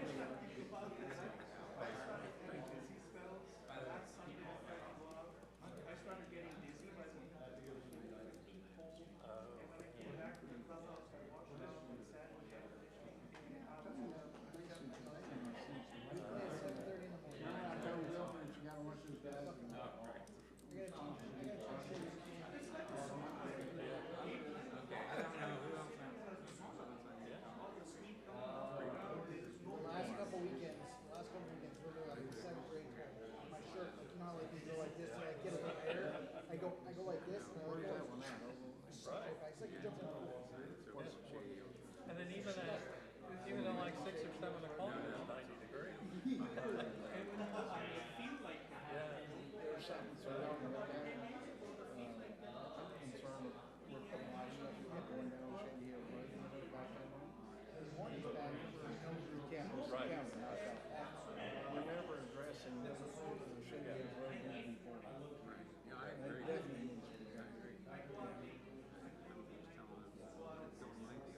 I'm not trying to kill them, but the fact of it Set the is, battle of the storm. sometime or other, we have to rinse it. Terry.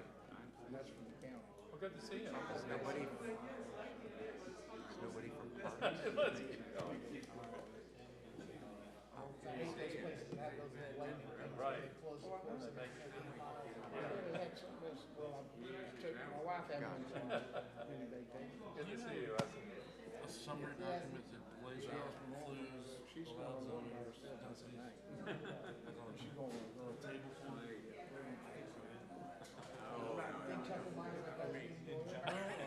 Oh, he's fine. Just in general, just something to go back to. Jamie was getting ready to just take over. Okay. All right, Jamie. You can-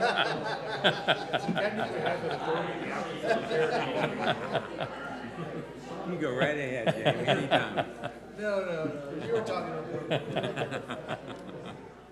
You can't walk away from running. Oh, boy. Okay, got through all that stuff.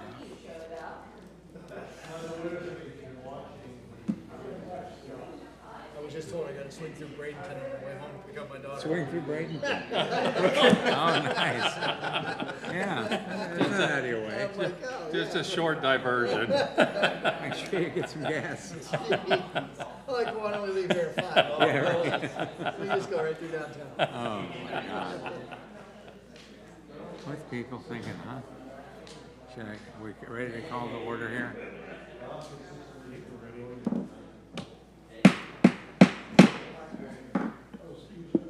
Did Ronnie want to make a presentation? That's right. Commissioner Oakley, would you like to make a presentation? Commissioner Oakley? Yes. Would you like to make a presentation, or should we stand and salute before you leave? What's been going on with me, I don't think y'all need to hear from me. But I love those trees. All right.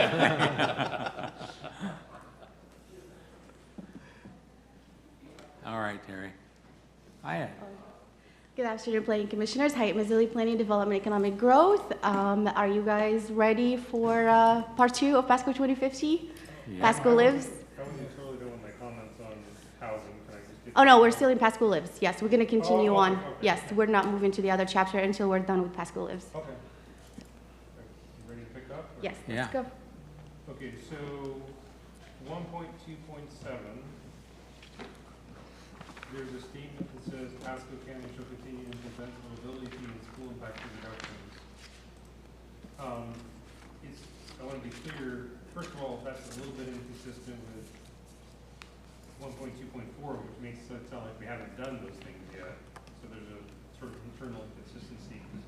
1.2.4D makes it sound like we're going to do that in the future, but then 1.2.7 says we're going to continue to do it. Well, we're talking about mobility fee and school Yeah. impact fee. So in this He's saying that 1.24 says shall amend the code Right. to reduce waive impact fees, mobility fees, et cetera, but we've already done that. And then this is There shall it is. continue. but we shall continue to implement. So we are implementing the mobility fee and school impact fee. Right. This is, Okay, there's a couple I comments. understand what he's saying. Okay. First of all, it's more than just mobility in schools. Okay. That's the first part of this. We've also waived, I think, fire rescue, there's a whole list of them, libraries, parks, there's a, you've only captured 2 of them, and there was many of them. So I think your list should be complete in terms of the ones that we've already done in 1.2.7. Okay, and then I'm suggesting that once you have a complete list in 1.2.7, you probably don't need 1.2.4D because we've already done those things. Am I making sense? Yes. So list out the mobility fees, the fire impact fees, school impact fees that have been reduced as a result of 1.27, and just Yeah, delete D. I from read 1.2.7 is we're going to continue to do what we've already done. Yeah. To me, all the fee waivers that we've already done should be in 1.2.7. Did we come to some conclusion as to a definition of affordable? What's affordable housing? Well, that was my earlier comment, that I think we need a better, and if you remember, I made a comment earlier that they need to effectively create a definition that's based on our actual deficits of affordable housing and then make that a defined term, affordable housing. But what I'm trying to get at is when you say the term affordable housing, you mean housing which is income restricted. Yes and no. Okay, so, and I just had this conversation with community development yesterday. So, generally, yes, you would talk about that affordable housing is housing that is income, it's got to be income qualified to get into it. And then it's also restricted for a period of time where they can't resell it or re-rent it to somebody who's not making a similar lower income.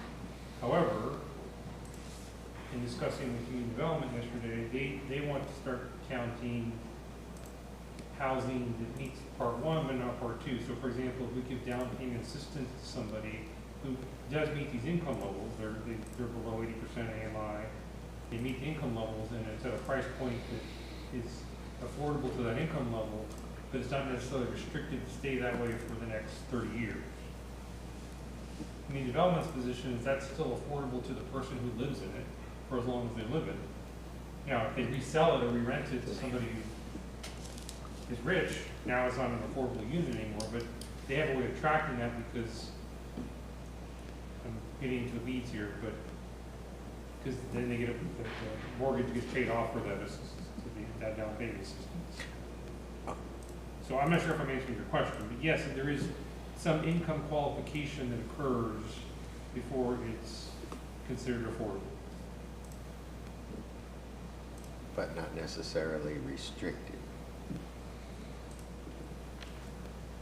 Their preference is that it be restricted because they want that unit to stay affordable for a period of time. However, because otherwise the problem is that it's affordable to the first person in, they resell it, and now we've lost that affordable unit if it's not restricted. Gotcha. That being said, in discussing it, which I discussed this issue for an hour with Chuck Lane yesterday, he still wants to count the unit as affordable if they give down payment assistance to it. It's income qualified, even if it's not restricted. That making sense? Yes, you are. What doesn't make sense is the term affordable. What that really is income restricted and or subsidized housing.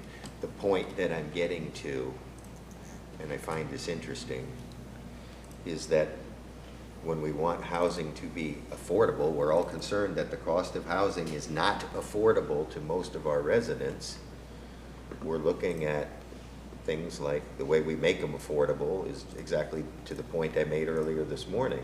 You need density increases. We need to find ways to reduce costs. Here you want to cut out reduced impact fees, mobilities, permit fees. We need to be careful when we make land development code amendments that we're not driving up the cost unnecessarily. I recognize that we need to have development that pays for itself, but maybe we need to be a little more careful about the impact fees we charge. We charge impact fees which are higher than any of the other counties around us.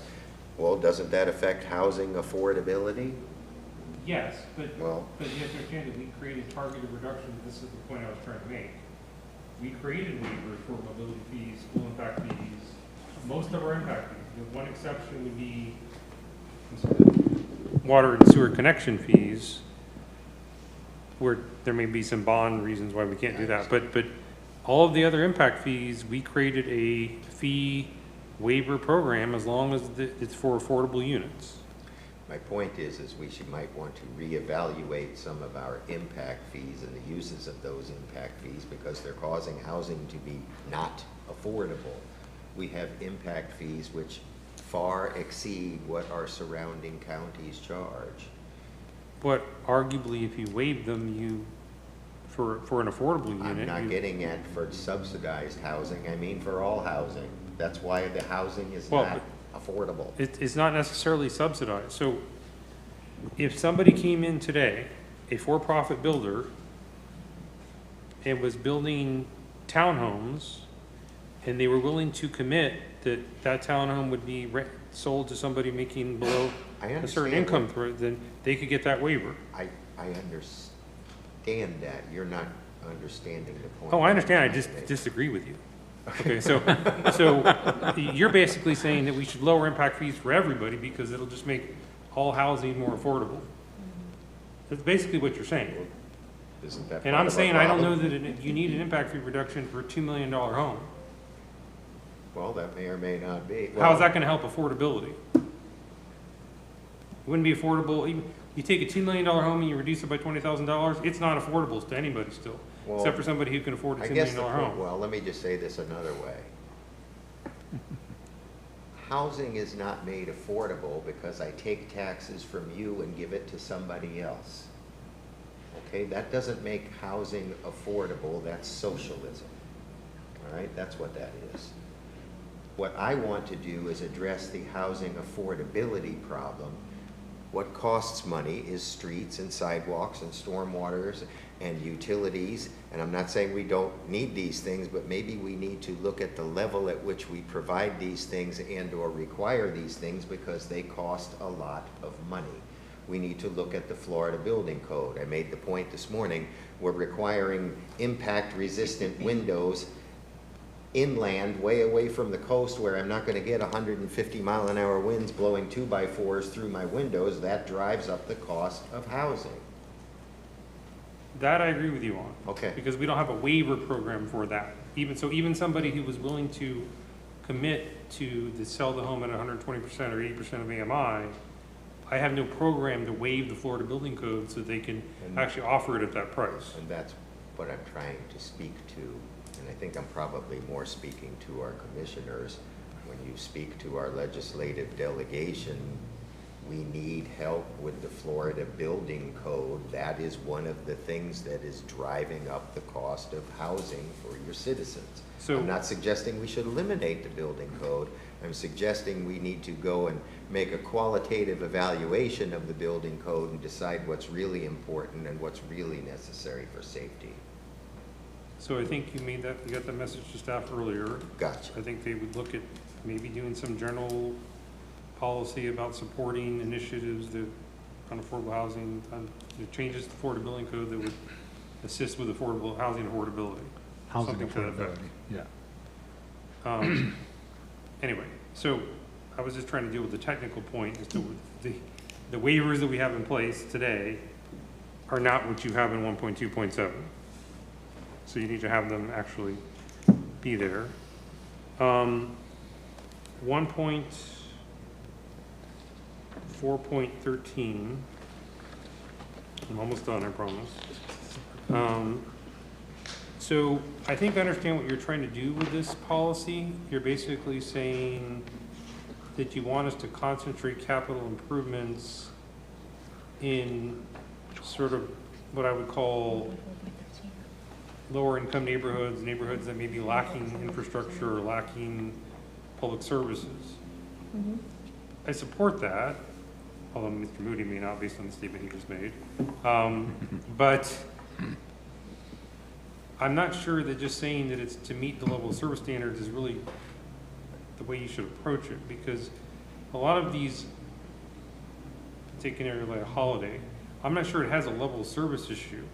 Okay, what it has is more, I mean, the way this is worded, if we wanted to do, say, like landscaping improvements or, signage improvement, there may be other things you would want to do in these existing neighborhoods that are not necessarily a level of service issue in the invest chapter. Level of service means you've got like so like for transportation, it means the roads are congestion.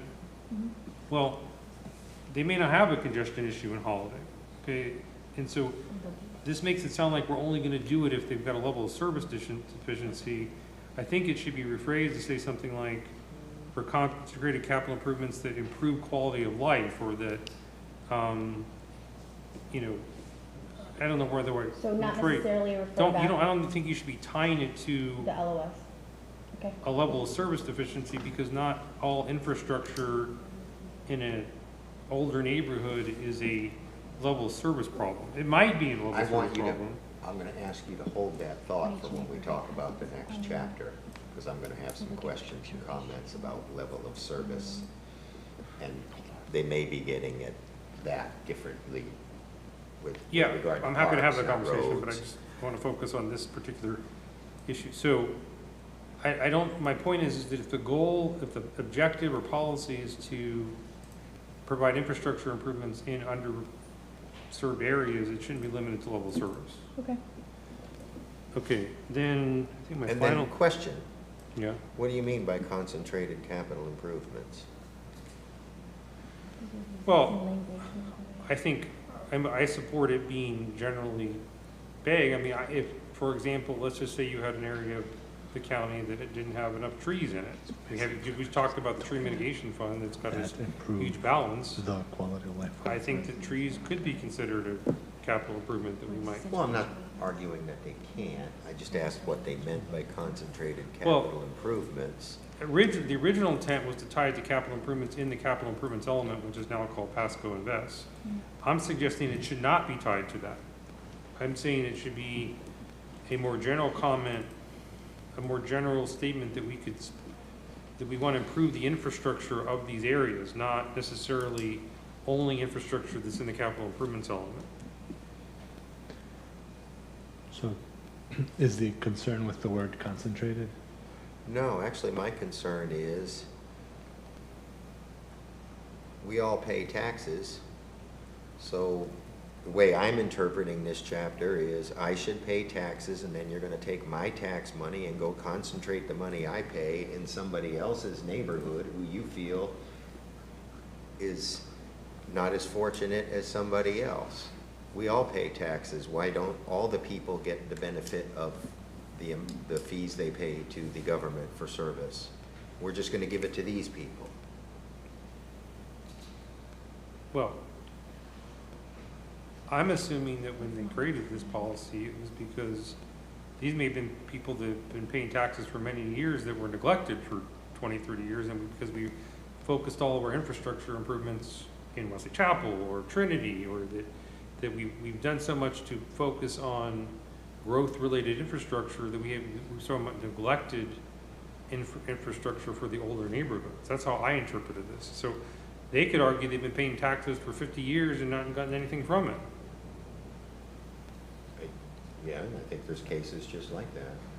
So I'm just, to me, this is just a way, I think it's just their way of saying, we need to provide some care to those areas that may be lacking in infrastructure. I don't think the board is going to disagree with this. I mean, we've already done it in Lakuchi, we've done it in areas, there are areas of the county where we've already done this. There are older neighborhoods that are lacking in infrastructure, and so we have spent funds to I improve don't them. think there's a dispute over that. Where I'm getting at is, what does that, income has nothing to do with lacking infrastructure. There's plenty of high-income neighborhoods that have substandard infrastructure. So why should how much you make decide where we're going to go improve the infrastructure? Because at the end of the day, it's government's job to provide the infrastructure, regardless of how much money whoever lives there makes. If I live in a place that's not an HOA or a CDD, it's one of these older neighborhoods, and it's lacking in infrastructure, and it happens to be filled with rich people, why should the money So- have to be prioritized to go to this neighborhood over that neighborhood? I could be wrong, but I believe that some of this is implemented through state and federal programs where they require us to spend it in lower income neighborhoods. So, I mean, I believe a lot of Lakuchi was funded with state or federal grants to, where we couldn't have done it but for the fact that they were lower income. I mean, you may not like that's state or federal policy, but that's what the state. I made my point. Okay. All right, anyway, my last technical point is in 1.5. And Mr. Moody may agree with me on this one. So, and the list, so the list of vulnerable populations you have in this policy, I mean, I'm not necessarily going to commit that because I'm elderly, I'm vulnerable, but I'll put that one aside. My main concern is you have in this list households earning below 120% of the area median income. First of all, this is inconsistent with the prior policy, which uses 80%. But more importantly, 120% of AMI, and I know this because I live local, those are rents are $2,000 to $3,000 a month. I think it's a stretch to be saying that somebody that can afford to pay $2,000 to $3,000 a month is a vulnerable population. I think it should be 80. So I'm not sure who decided that that's vulnerable, but I don't know, that depends on how much they decide to keep raising their taxes and the cost of their homeowners insurance. They could be very vulnerable. well, I mean, I don't know what, I don't know what the intent here is, but first of all, there's an inconsistency because other areas you're talking about 80% is vulnerable, and somehow this one says 120. I think the draft is, I think it's supposed to say 80% there. That's a little more defensible. I can live with that. Right. Especially since it's talking about. I won't comment whether elderly is vulnerable, but since I'm probably technically elderly, I think a lot of people on this panel are elderly, and I'm not sure we're going to call ourselves vulnerable, but I'll live with that one if everybody's willing to go with it. I think that was directed at me. Did they include the definition of elderly? Yeah, maybe Commissioner Oakley would have had something to say about that one. Should have had him comment on that one. That's right. He's listening now, I'm sure. Good, please. That was the end of my technical comments on that chapter. Thank you. We have noted all the comments and the feedback, and we will. Oh, I'm sorry, I had one more that I said I was going to raise earlier and I didn't. I apologize. So we covered it a little bit with Commissioner Moody's comments, but I didn't finish my explanation. Okay. So in 1.5.4 and 1.5.5, it's got basically talking about community residential housing, and then there's citing criteria for community residential housing.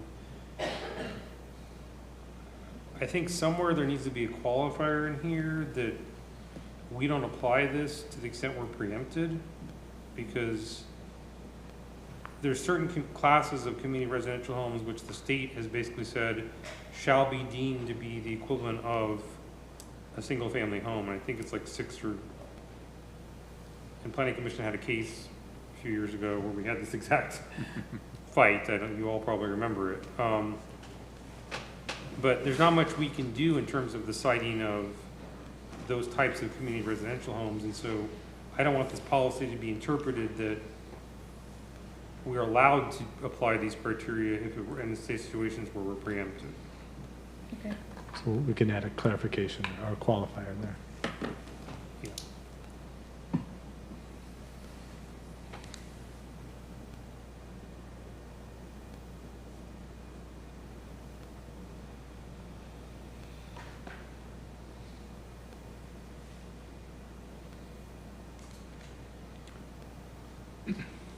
Okay. Any other comments on Pasco Lives, the housing element? Since David's done, just one quick clarification. I don't think there's anything necessarily needs to be addressed, but as it ties back to affordable housing in 1.2.4 and 1.2.7, the resolution for the tree ordinance, it removed the reduction for the tree mitigation for affordable housing. Just want to make sure that's not in conflict with any of these incentives or things we're trying to do to assist affordable housing and lower costs, because we actually went the other way with the tree mitigation resolution, correct? Okay. Well, it probably did, but then it also doesn't have a provision where we can provide some of the funds to affordable housing.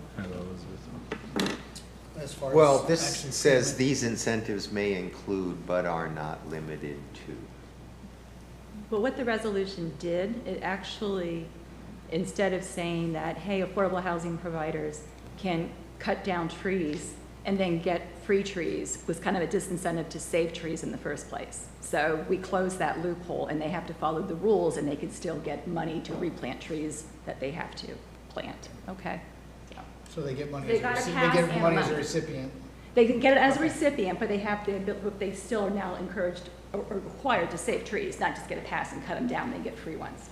So that's what we did. They have to pay in order to get it. Well, I mean, there might be a better word than flexibility, because you're focused on F that says increased flexibility. Yeah, well, that's just where it talks So, about I the mean, landscape requirement. maybe the appropriate word is increased assistance to meet landscaping requirements. It's better than flexibility, because Mr. Girardi's correct, we're not waiving the requirement, we're assisting them with the Yeah, that's a good word. requirement. That makes sense. Okay.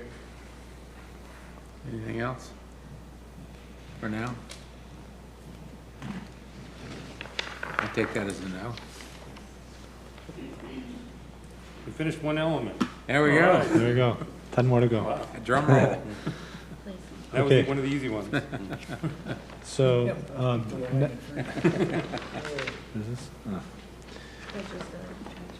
next on the agenda is the Pasco Plays chapter, which was worked on with a number of stakeholders, including community stakeholders, the Parks, Recreation, Natural Resources Department, and other departments in the county attorney's office, planning, development, economic growth, like in the previous chapter, helped to facilitate the drafting of this chapter.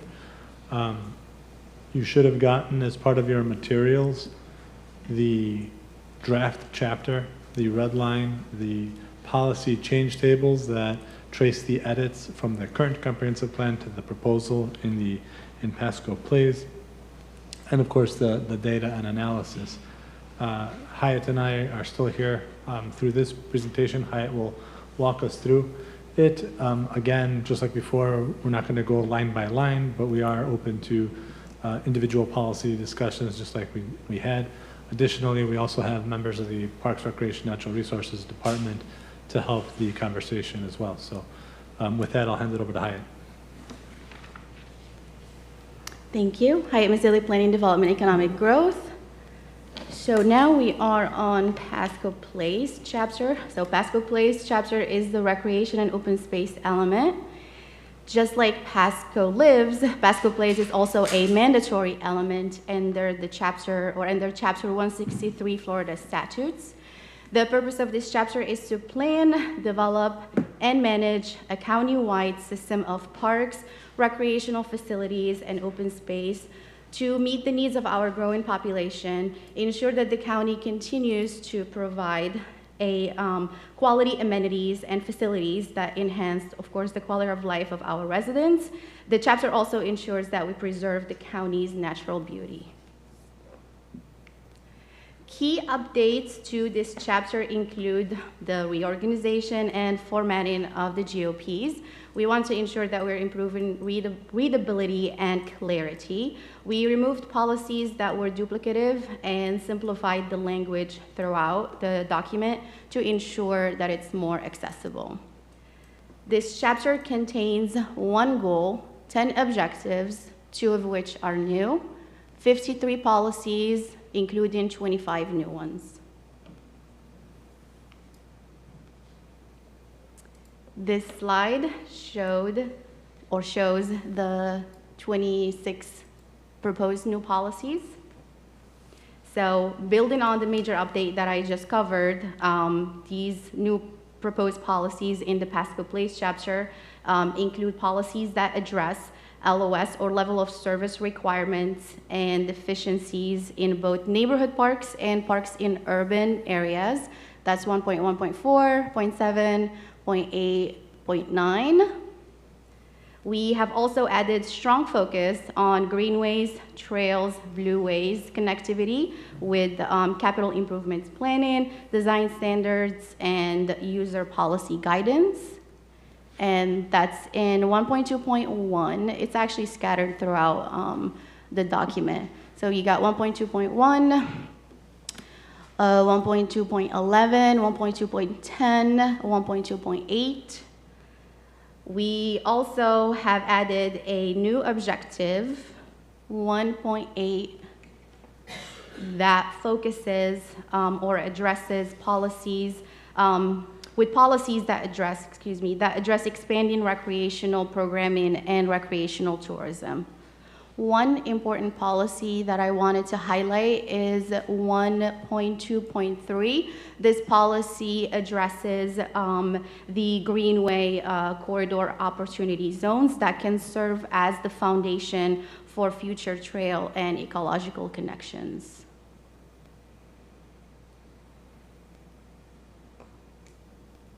That's all I have, and we can go ahead So, and. Mr. Chair, can I ask that I go before Mr. Moody this time? Because I only have two. By all means. I only have two comments. and then Only two, I okay. suspect Mr. Moody will have more than two. Am I accurate? Actually, one more slide. I don't know, that depends on what your comments are. I have one more slide left. So I just wanted to highlight that, of course, the new policies that we have added and also updates to the existing policies, they were reviewed directly and respond to the community's priorities of expanding the park system. We have reinforced the requirement of neighborhood parks in development of more than 25 dwelling units, and that's something that we have heard from the community. And we also focused on developing a well-connected network with the Greenway corridor opportunity zones and also a connected Greenway, Blueway, and Trails network. And we have Tammy and Jay from Parks Department to help us answer any of your questions. They have been instrumental in helping us update this chapter. So we're all here to address whatever questions and whatever concerns you may have. Okay, I only have two. That's good. I'm going to start by saying I don't care what Mr. Moody says. I think you all did a good job with this one. Thank you. Since I only have two comments. That's good. My question is, in 1.1.4, I guess I need Tammy's help on this one, because when we did the update to the Parks and Recreation impact fee, we came up with very specific language about what that fee would do in terms of meeting level of service requirements, and that's all outlined in 1.1.2, which you didn't change any of that, so that's the deal that we kind of cut with the development community and concurrency as it relates to the impact fee remains in place. Mm-hmm. However, I'm concerned that 1.1.4 sort of undercuts that, because it says Pasco County should require private developers when a future land use amendment is proposed to review concurrency requirements and to provide land per the concurrency requirement if the LOS threshold is triggered. So my concern with that is that 1.1.2 was very clear about that we weren't going to do that for natural resources parks, because that standard was met through the impact fees and penny for Pasco. And then for other parks, we were only going to, the impact fee was not going to meet concurrency only to the extent it was, basically large area plans or master plans, 1,000 units or more, or outside of a 5-mile or distance of a community or district park. Well, some of these future land use amendments in 1.1.4 may be like the one we just heard, okay, like it's literally going to Res 1 and it's 10 units. And so that seems inconsistent with the deal that we cut in 1.1.2 to say that all future land use amendments are now going to have to go through this concurrency level service analysis, even if they, they're small or they don't meet what was, we decided in 1.1.2. In other words, I feel like we're retracting the deal that we cut when we got the park impact fee approved, that we made a representation that this would mostly satisfy concurrency, except for those limited cases where it was, sort of like a brand new village as a Pasadena Hills in the rural area or something like that, where, so I feel like whoever put 1.1.4 in there, you're kind of retracting on the deal you cut.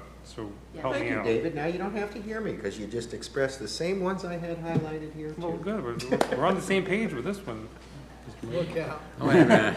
All right, Get the red Tammy pen out. Udierna, Parks Planning Manager with Pasco County Parks, Rec, and Natural Resources. I don't think that that's the way we are looking at that. If it undercuts it, I think that's a fantastic point, and I think we need to reword it. I think our intent in that was actually just to repeat the importance of the concurrency requirements. Well, I guess my question is, why do you need it at all? I mean, 1.1.2 is very clear about when you're going to, when the Parks and Recreation impact fee does not satisfy concurrency. In other words, it's really, you're just basically saying, I'm only going to look at concurrency now that we have this fairly large impact fee. I'm only going to look at concurrency if you're in this unique situation where it's a very large project. It's, you know, not close to any community park. So if you've already said that, that's the case whether it's a future land use amendment or an MPUD or whatever. So I don't know, I guess what I'm saying is, why do you need 1.1.4 at all? Yeah, I understand your point. Honestly, I don't have a good response for that. So I think it's something that we need to look back at and perhaps strike if it's not needed. That would be my recommendation, is these strike. Okay. Okay, then my only other question is related to the last three policies which talk about maintenance. So is the intent of these, I guess it's an objective in two policies, is the intent of these maintenance standards for county parks, or is it for all parks? It's for county parks. So it's for county parks, and really what we're trying to do is we're trying to hold ourselves accountable and making sure that we maintain our infrastructure. The more we have in the comp plan, obviously, the easier it is for us to defend getting funding in the future. Yeah, too. so I don't have a problem if you're gonna restrict yourself to these things. I'm more concerned if you're gonna create maintenance standards for CDD parks and HOA park. I mean, No, to answer your question, the intent of that was for our parks. then I think you should use the word county parks in each of those. It should say, establish maintenance standards and plans to ensure county park facilities and equipment are routinely reviewed. Okay. And then Pasco County shall establish county maintenance and just make all of those objectives and policies apply to just county parks. I'm sorry? Just make it clear that all of, that objective 1.10, policy 1.10.1, and Okay. 1.10.2 only apply to county parks. Noted. Okay. Yeah, 1.10.2 doesn't say parks should also shouldn't, otherwise about all infrastructure. But that's even less clear, yeah, that definitely needs to say county parks. Okay. Okay, understood. Thank you.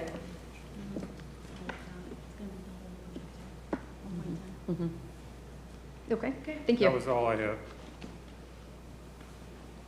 Don't go anywhere.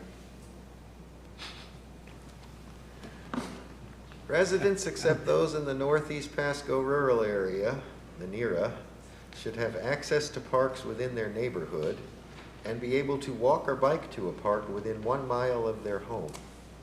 In the NERA, residents should have access to a park within a 5-mile radius. Who's decided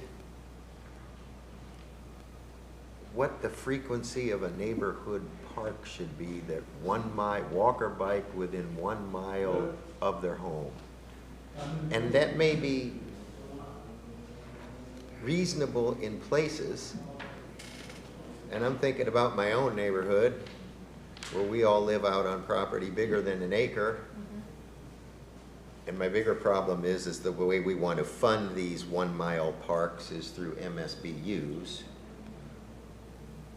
Why do I need a neighborhood park when I already live in a park? Good question. Okay, not every place, not all of us choose to live in 40-foot wide lot subdivisions that need neighborhood parks. And don't get me wrong, I'm not against neighborhood parks. I grew up as a kid having to play in the street because there was no neighborhood park. So I understand why we have that. But I also think we need to go back and look at our neighborhood parks ordinance and understand that one size does not fit all. We just have a blanket statement. If you have more than 25 dwelling units, you must have a neighborhood park of at least 1 acre that meets these minimum dimensional criteria.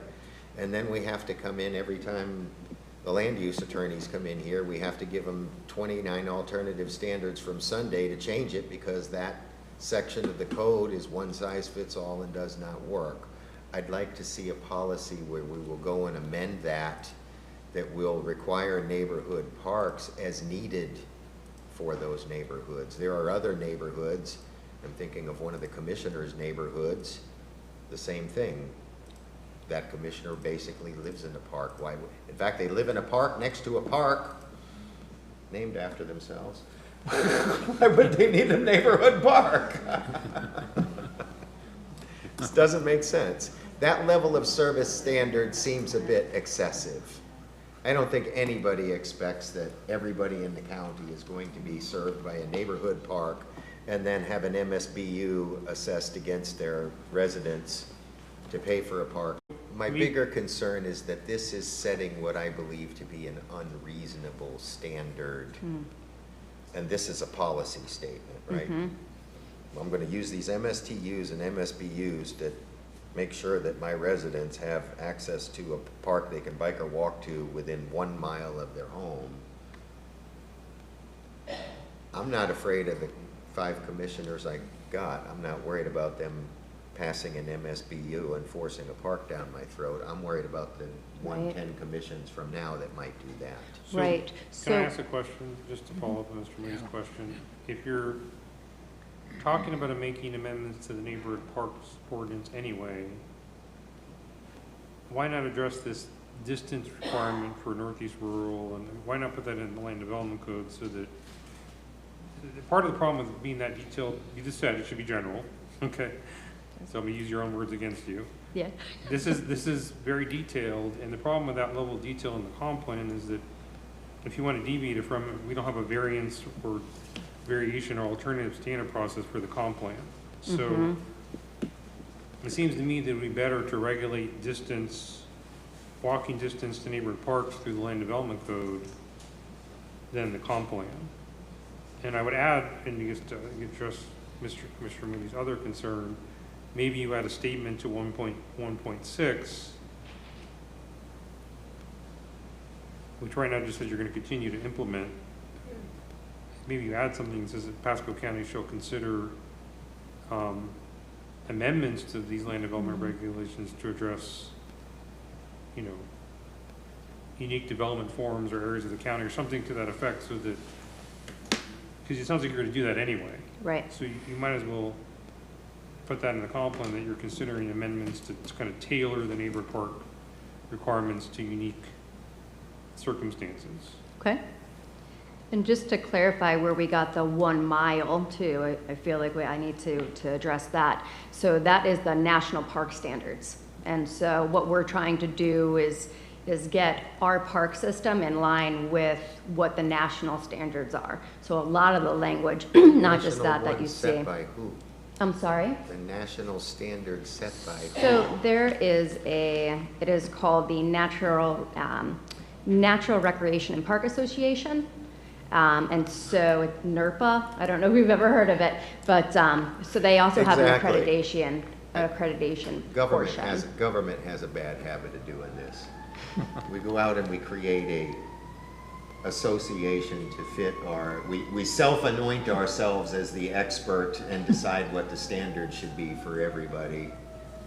And we create these associations that, well, who are these? You don't know who these people are. I don't know who these people are. What's their qualification to tell me how often there should be a park? So, to follow up on my thought, I'm not going to criticize you like Commissioner Moody. I'm just suggesting, or I'm not going to even criticize what organization you rely on. All I'm suggesting is take it out of the comp plan. Right. And then add a general statement that what you intend to do in the land development code.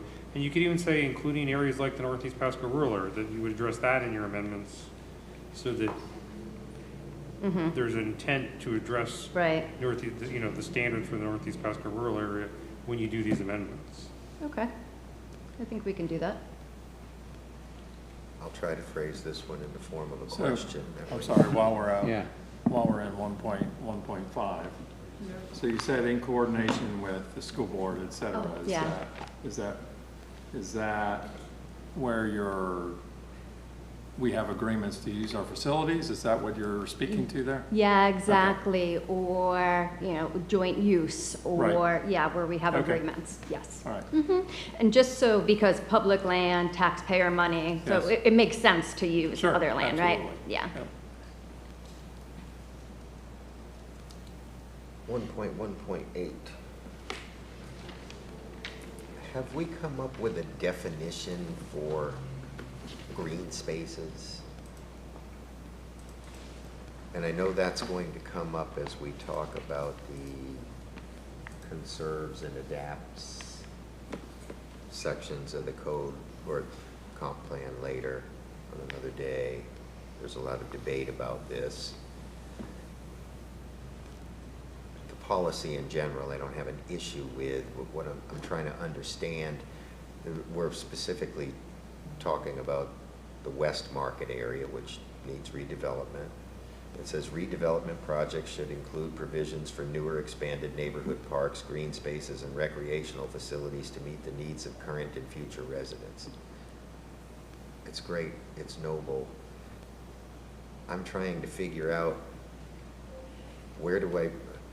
how do I tell a shopping center developer he needs to put in a neighborhood park or a recreational facility? Redevelopment in the West Market area isn't going to mean mowing down Embassy Hills. It's going to mean redeveloping Embassy Plaza. And so I'm not sure that this is really applicable, other than perhaps green spaces. I could see where we could incorporate green spaces, but I think there needs to be a definition of what that is. That could mean a lot of things. Maybe we do something like redevelopment, residential projects. That might clarify that. Gotcha. Okay, to Mr. Moody's other point, I agree with him on this one too. Complete agreement on this element. My concern with the phrase green spaces is I don't remember, this is the plays element. Okay, so presumably that means it's where people can recreate. My concern with the term green space is a wetland could arguably be considered a green space. A very dense tree stand, going back to our earlier discussion, could be considered a green space. But it may not be ideal for recreating or playing. So if your intent is, spaces where people can recreate, you need to be clear about that's what you mean by green. I'm not even sure green spaces is the best term for that, but maybe you mean trails, maybe, I don't know what you mean, but it needs a definition, because otherwise it's arguably including things where people can't play. That's true. Okay. And so if you're going to call this the plays element, not my idea, that was somebody else's idea, because it used to be recreation and open space element. Okay, well, if it was open space, you don't necessarily need to play in open space. But we've redefined this as where people play.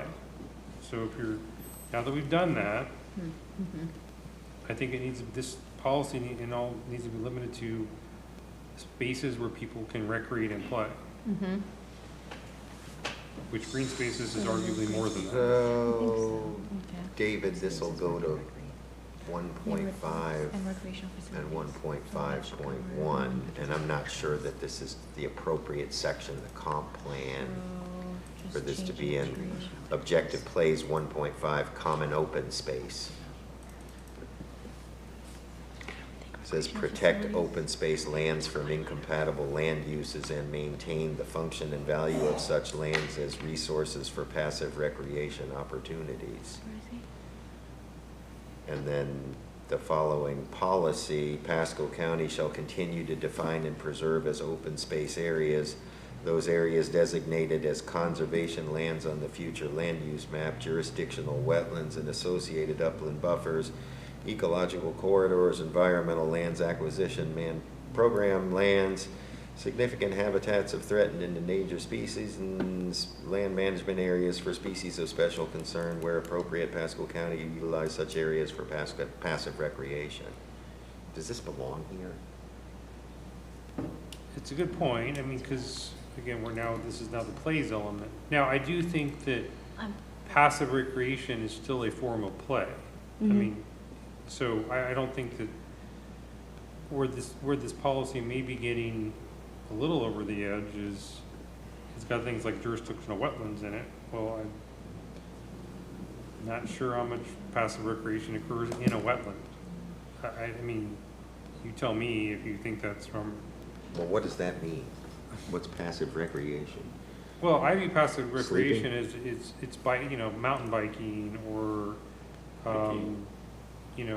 bird watching. I mean, but people are still.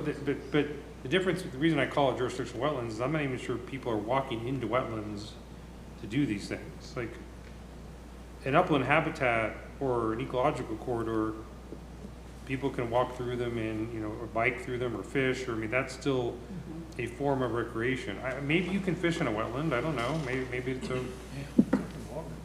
Maybe I'm wrong. Maybe you can fish in a wetland. Can you? Well, I don't know what they mean by.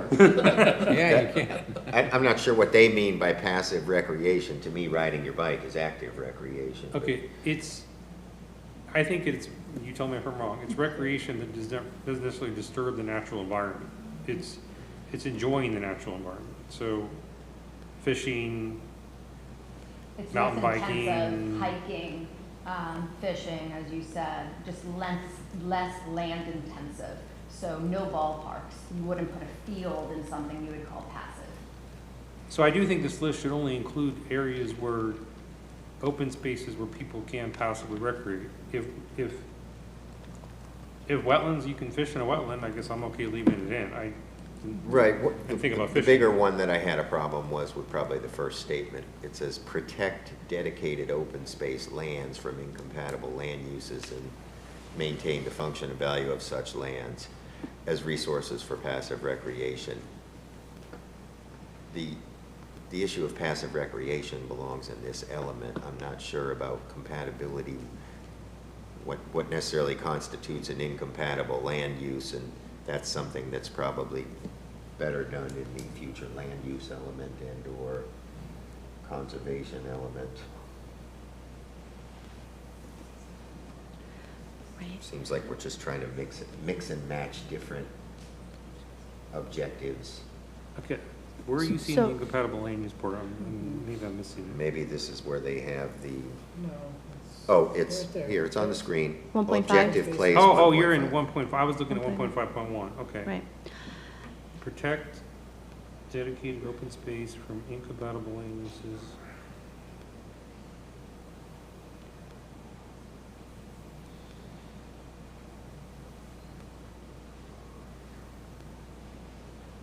I'm waiting to. Okay, remind me, you're saying that should be in Pasco Grove? I'm saying issues of compatibility don't seem to fit in the recreation portion of the comprehensive plan. The whole issue of using these lands for passive recreation purposes makes perfect sense to me to be in this section.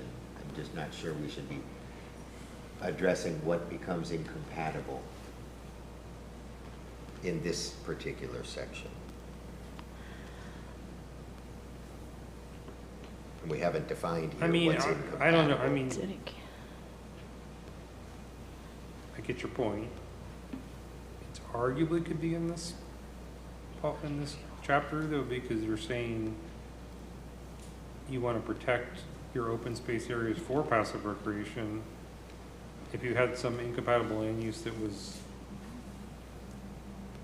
I mean, theoretically, let's just say I can't think of what would be, there probably could be some use that goes right next to Starkey Preserve that somebody would say that's incompatible with that area. Yes. So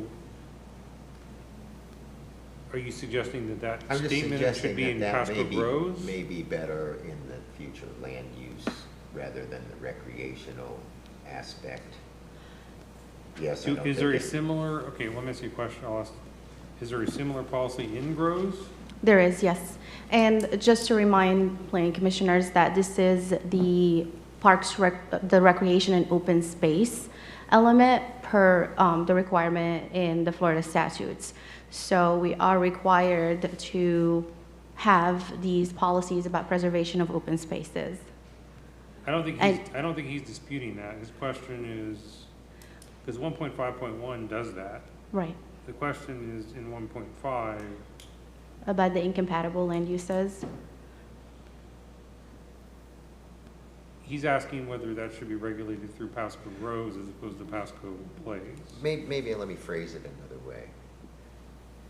I'm trying to figure out, David made the example of what should not be constructed next to Starkey Park.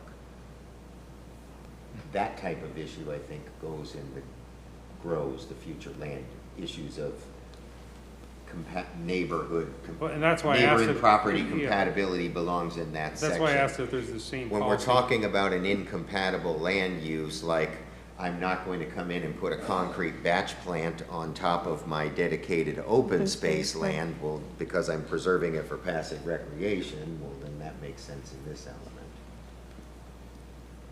Let me ask the question a different way, Hyatt. If somebody came in with a concrete batch plant next to Starkey Wilderness Park, would planning even know to look in this element, or would they be looking at something in the Groves element? I mean, And to that point, what I'm concerned about is, one of the things I've seen with the current comp plan is that we've got policies all over the place. And sometimes they tend to conflict, and we come in here and I see when the people come in for rezonings and comp plan amendments, and then we cite all of the comp plan policies to support why we should approve this application, and then I can go in the same comp plan and find 10 contradictory policies to that. So I'm trying to make sure that there's consistency and that we're looking in obvious places. And I don't want someone coming and appealing a land use decision because, oh, well, look what I found buried in the place element to overturn that recent rezoning we did. so To your, go ahead. I guess ultimately the question is, if there's identical language in Groves, can it be struck from place?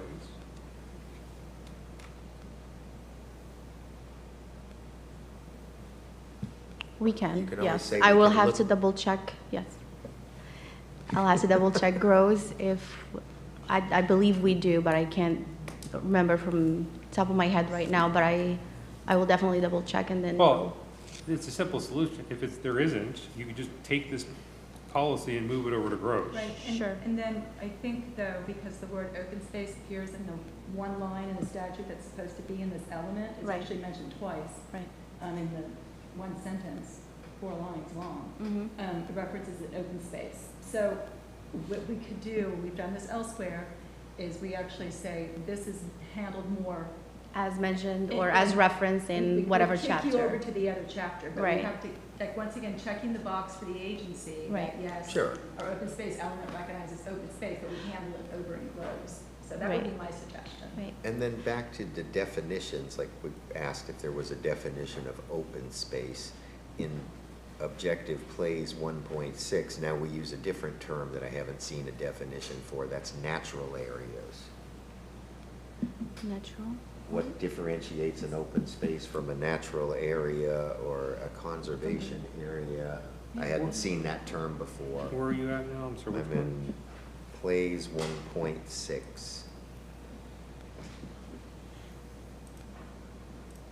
And it was a term that was added, and So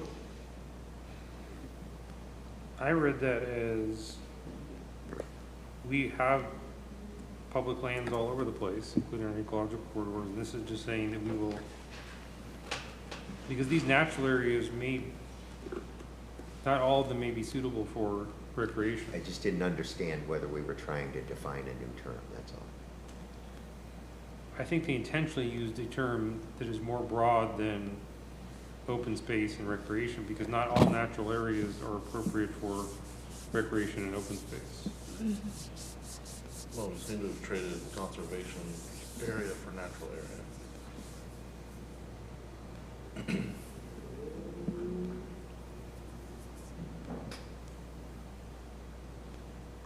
And then I only have I'm one. not sure what term you want us to use instead. I'm not. I was Oh, okay. asking if you're attempting to define a new term. If you are, then what's the definition of it?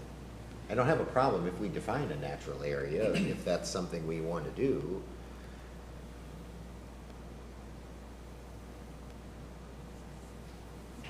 I mean, you could just rewrite the policy to say evaluate public lands within the county for recreation and open space activities, because I think our board is always looking for any, I mean, we just had a conversation about converting a piece of utilities property to a park. So, I mean, maybe the better thing would just be to just say, evaluate public lands within the county for recreation and open space activity, just don't even say natural areas. Because Utilities I think lands, huh? any county-owned land is fair game for a potential park at some point. Down at the sewage treatment plant, a little picnic. Up in Virginia, they got a soccer field on top of a wastewater. Maybe there's some landfills that we can convert to, One last one, David. Serious mountain bike in the landfill. This is a language one, you can wordsmith it better, probably. This is under Plays 1.9.4, bonding and municipal service taxing units. I noticed the use of the word should consider. I don't know if it's, you mean shall consider, might consider, may consider. 1.9.4. which number are you? Should sounds like that's someone's opinion. You should do this. It's existing language. Says Pasco County should consider the use of bonding and municipal service taxing units to provide for the funding of capital maintenance improvements. You wanted to say shall? No, I just didn't know about that term. I think it's, I mean, we are in fact doing these things. Yes, and This has been I think you discussion imply, of a lot I of- think we imply in the sections I commented about above that, yeah, you're already intending to institute MSTUs and MSBUs to. This is an ongoing conversation with Board of County Commissioners. Trust me, it's, every year we have this conversation. I think I'm comfortable with the word should. Okay. Should consider, that's exactly what our board is doing. All the time.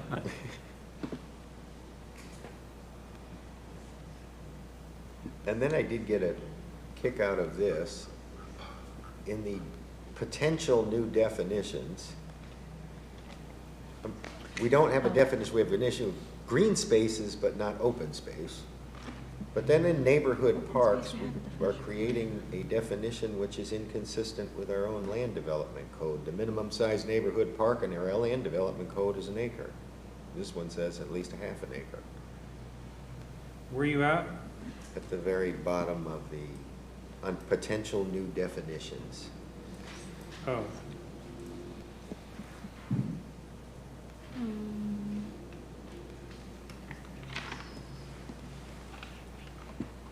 I don't think I have it.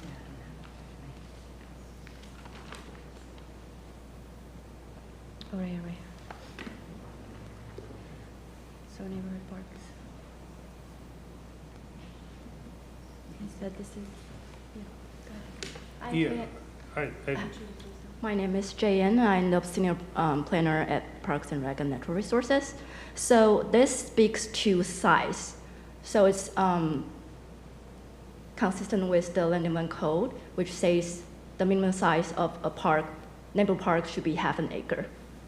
But the total park will be added together will be 1 acre. Because the neighborhood parks ordinance allows you to count sort of trails around the size of the actual park is half an acre. Just have to work on the section in the land development code, that's all.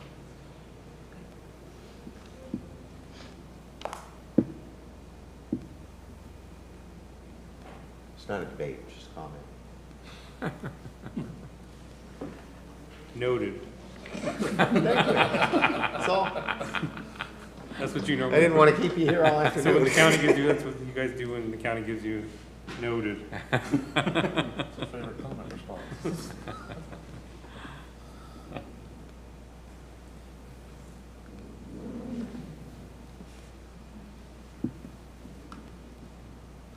I have no more comments. No more comments, You hit- Mr. you hit Moody? on the- No, I don't. Okay, great. Well, you know, if I'm going to come and take the day off, the entire day out of work to come down here, I'm not coming down here just to put in FaceTime. I'm coming down here to get something done and talk about these things. So, We yes, appreciate that. you can expect that I'm going to go through and read these and highlight and ask my questions. That's the intent, yes, thank you. We do appreciate the time you put in for this. So, talking about the grows versus plays, when we're talking about open space, or influencing open space and developments, is that handled in the grows, or is that here? Okay, so I'm not sure if I can understand the question. So, Or is it just in the WC?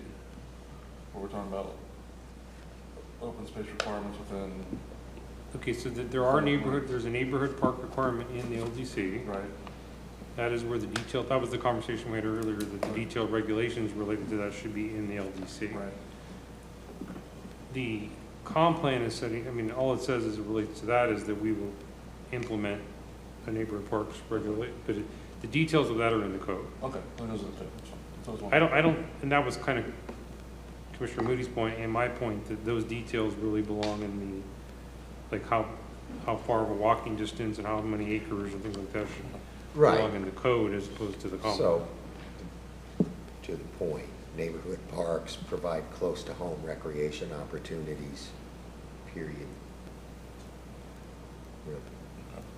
I don't This see- seems to define a size and things, those are things that are left to the land. Yeah, I mean, I'm not sure I see, because it says typically half an acre, I mean, I'm not sure that that is regulatory. I mean, because the code is very specific on what the size has to be, and also has an alternative standard process. If something says it's typically half an acre, that means it could be smaller, or it could be bigger. I don't, if it said a minimum of half acre, maybe I think you'd have a more valid point. Typically just means that's about what they tend to be. My concern for all that is, again, I'm not worried about the 5 commissioners I got. It's the one that's 10 commissions down the road from now that decide they need to find a half acre in my neighborhood to create a neighborhood park. If I want a half acre that's within walking distance or biking distance of my house, I can walk out my back door. I don't need that. Not everybody needs that, that's all. Well, there's a general rule that definitions are not regulatory. I mean, we try not to regulate through definitions. So I read that definition as simply, our office tries to do everything we can to make sure that they're not regulating through definitions. I don't read that definition as regulatory. Okay. I read it as, this is generally describing what we mean by neighborhood park. That's fine.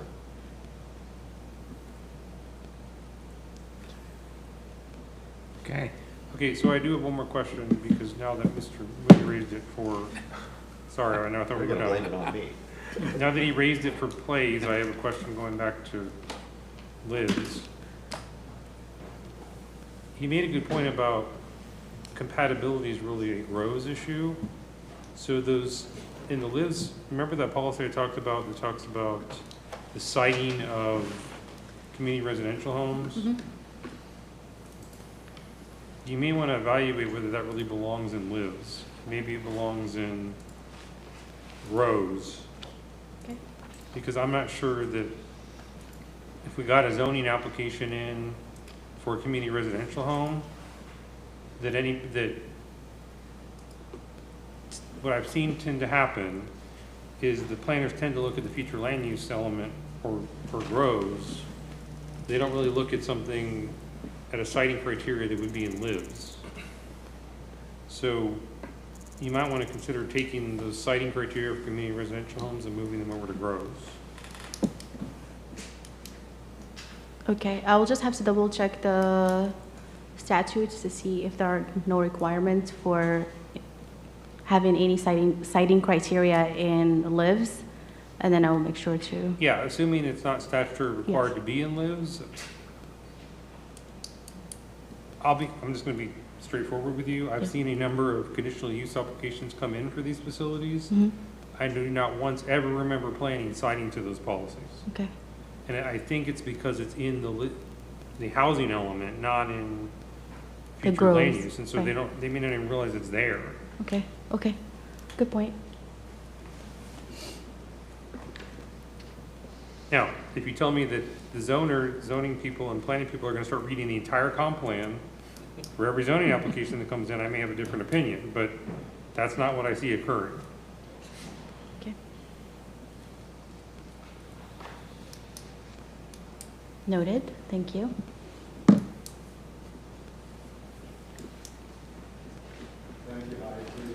Thank you so much. Thank you, commissioners, for your time. Just a Okay. quick question. And I'm not trying to criticize our county's comprehensive plan by asking this question. We have state statutes which set forth minimum requirements for inclusion in the comprehensive plan, if I understood Elizabeth correctly. When I go to the city of Port Richey's comprehensive plan, it's like 20 pages. The entire comprehensive plan. I think Newport Richey's is about 100. Why is ours like 2,000? I don't understand that. Why do we find the need to make it so much more complicated?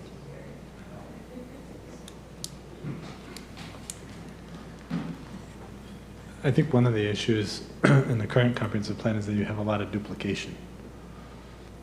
So there's a lot of policies that are repeated between the WAT policies and the flu policies and the.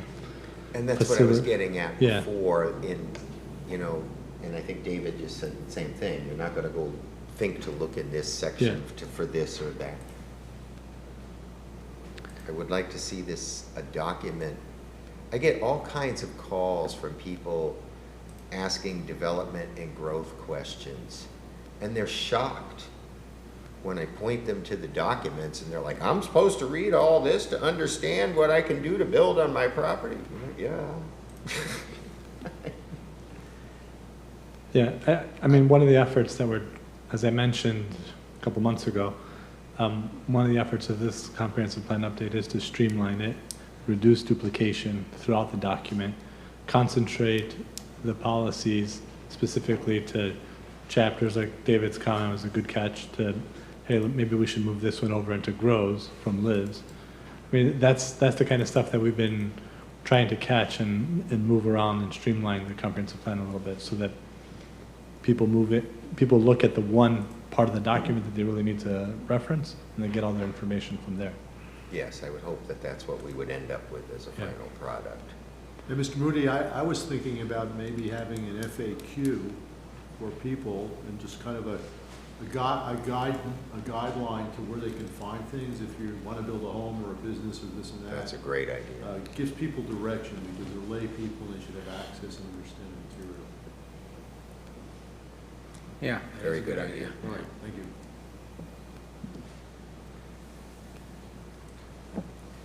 Okay, is there anything else? Well, while we're talking about that, I guess we talk about, I know there was an email that went out earlier this week about remaining days, and it was like 6 days and 18 hours worth of additional time over the next 3 weeks. I'm assuming that's to go over the other 9 sections of the comprehensive plan, is that correct? Is that the intent? The intent is to try to get through all of the chapters within the month. Because I mean, and I think these were probably 2 of the easier ones we did today, and we're pretty much right on that 2 hours per chapter section. I guess I'm trying to look at this, and I'm willing to sit here and go through this stuff, but I mean, this is a lot. I mean, if I'm going to actively participate in this, I'm going to read the stuff. So I mean, there's probably, if I sit here for 2 hours, I'm probably at least reviewing stuff at home for 2 hours. So that's, I mean, that's 36, almost 40 hours over the next 3 weeks. My pay here isn't that good. I mean. Okay, I'll double it. I mean, is there a reason why we're cramming all this stuff into these next 3 weeks? I thought we had to have this done by October so that the commissioners could vote and adopt this thing in November. And Jamie, I have the same sentiment. I saw that and I'm like, hey, wait a minute, guys. I got a business to run. So we probably need to discuss that with staff, because I did ask Elizabeth the question, you know, does our current comp plan just go away if it doesn't get adopted by the end of this year? And their answer was no, it stays in effect. It's not like we lose the comp plan if we don't adopt it by the end of the year. So what is the urgency? I'm sorry? What is creating the urgency? Is it because of the consultant contract, or is there something else that? The project plan was to have it complete before the end of calendar year 25. So it is set by the project plan. There's no state requirement that's pushing us to do it by the end of 25, obviously. No one's doing it to us. The deadline is our own. It's a Pasco County controlled deadline in that sense. I will say, though, that the additional layer is that the county strategic plan has identified the same timeline. So it sort of trumped our project timeline, which put the urgency on us a little bit more to get this done in time, in the same time frame that the Pasco County strategic plan required. So that's the urgency, I suppose. But we're not penalized in any way if it. No, not from the state or anyone else. And if we're a month later, then I don't think it's an egregious violation of the county strategic plan. Well, at the last planning commission meeting, we talked about doing workshops before, and that's why, frankly, I was a little surprised to see 5 additional workshops in addition to the 1 more at the next planning commission meeting. I mean, all crammed in the next 3 weeks. It just was surprising, that's all. So let me sit down with staff and we'll come up with an alternative schedule. We do want to keep expediting our processing, but we want to be reasonable to the time and the attention of the planning commission. Well, I'd be willing, I mean, while we're betting up here, I'd be willing to bet we don't make it through Groves in 2 hours. You never know. We have to be all-minded for that. I know we're on camera, but.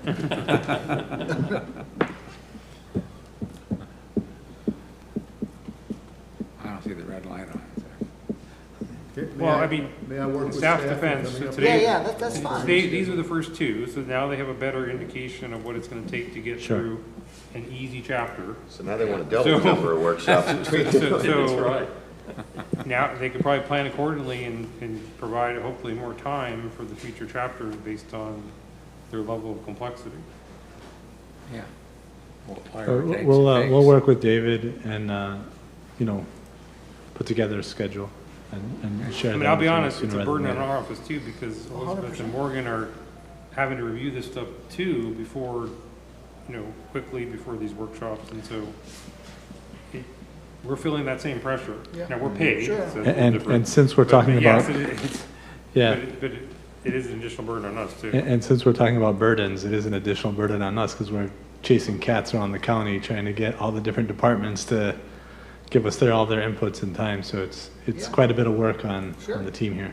Yeah, and I mean, there's quite a bit of staff here for the whole day. Yeah. So where do we stand with I guess will another email come out? Or Yeah. are we Well, doing we'll the work with 13th or David. not? I'm sorry? So I think the last email I saw was the 13th was the next meeting. Is that Yes. not a firm? Well, let me put it this way. It's easier to reserve rooms and then just cancel off Okay. than it is to reserve at the last minute. So we have a schedule of reservations. We'll work with David to determine the appropriate cadence for these workshop sessions, and then we'll get back to you guys as soon as possible. Okay, that sounds good. Can we get tentative invites for those times too, just so that it's on our calendars? Of the tentative reservations. Yeah, just go ahead and shoot us the tentative Yeah. invite so that, 'cause- Yeah, we'll send that out, and it'll just be a tentative reservation, not necessarily a confirmed meeting. Okay, Thanks, Pat. that's good. Thank you, Jerry. Thank you, Hyatt.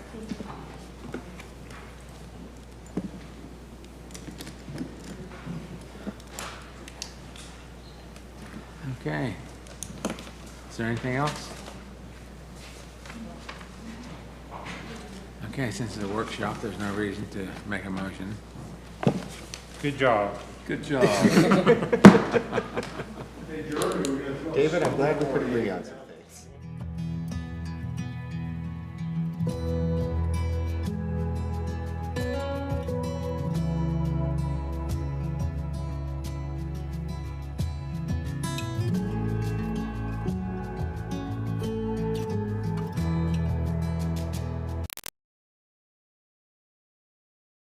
Ways and wildlife depend on you to keep them healthy. Excess fertilizer, grass clippings, trash, oils, and pet waste wash into gutters and storm drains when it rains. Stormwater carries these pollutants directly into our lakes and rivers, creating an unhealthy environment for fish, waterfowl, and other aquatic animals. Storm drains are meant for clean rainwater. Most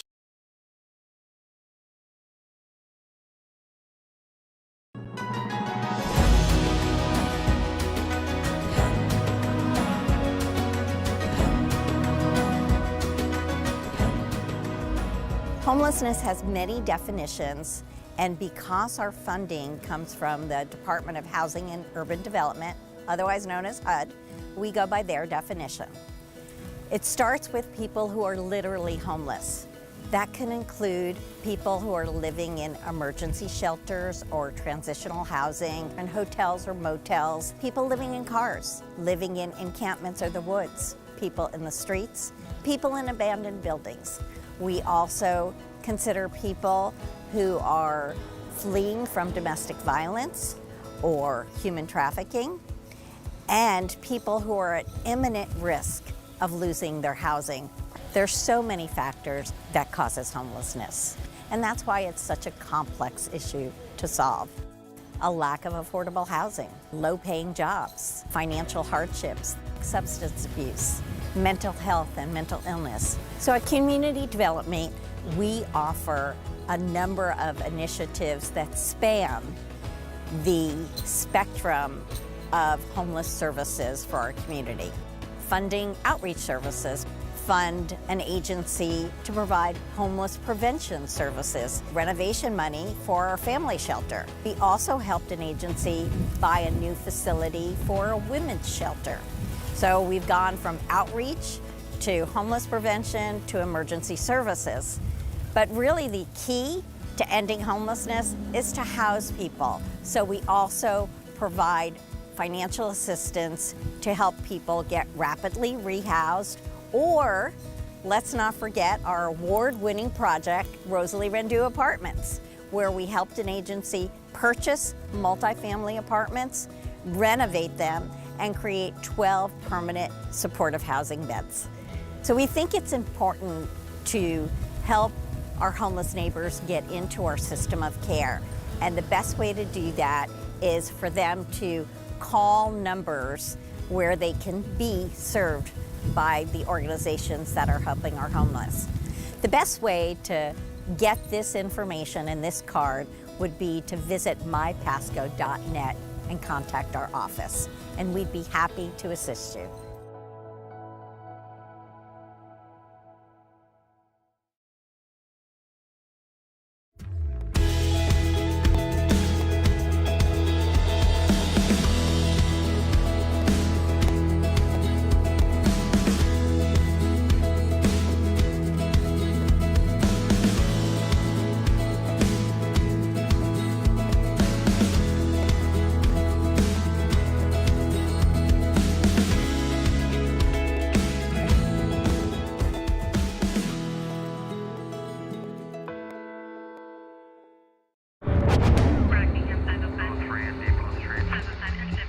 It's a good idea to put together a preparedness kit or go bag for yourself and your family that is ready to grab at a moment's notice. Everything you need for your kit is listed right in the Pasco County Disaster Guide, found on our website, mypasco.net, and in the MyPasco app. Many of these items are probably already in your home. Start packing your kit with the basics: drinking water, foods that your family actually likes to eat.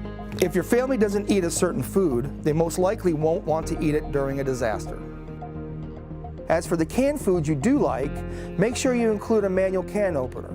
Include a week's supply of medicine for you and your family, along with a first aid kit and hygiene items, like toothbrushes, diapers, and extra clothing. Write down important phone numbers. You'll want to gather your important paperwork, like medical records and insurance documents. Be sure to keep all that paperwork in a sealed plastic bag so they won't get wet. Remember, when the power goes out, there's a possibility that it won't come back on for a while. So toss a book and some games into your go bag. Whether you shelter in place, go to a shelter, or evacuate, having these items gathered and ready to go at a moment's notice will help you reduce your stress when dealing with a disaster.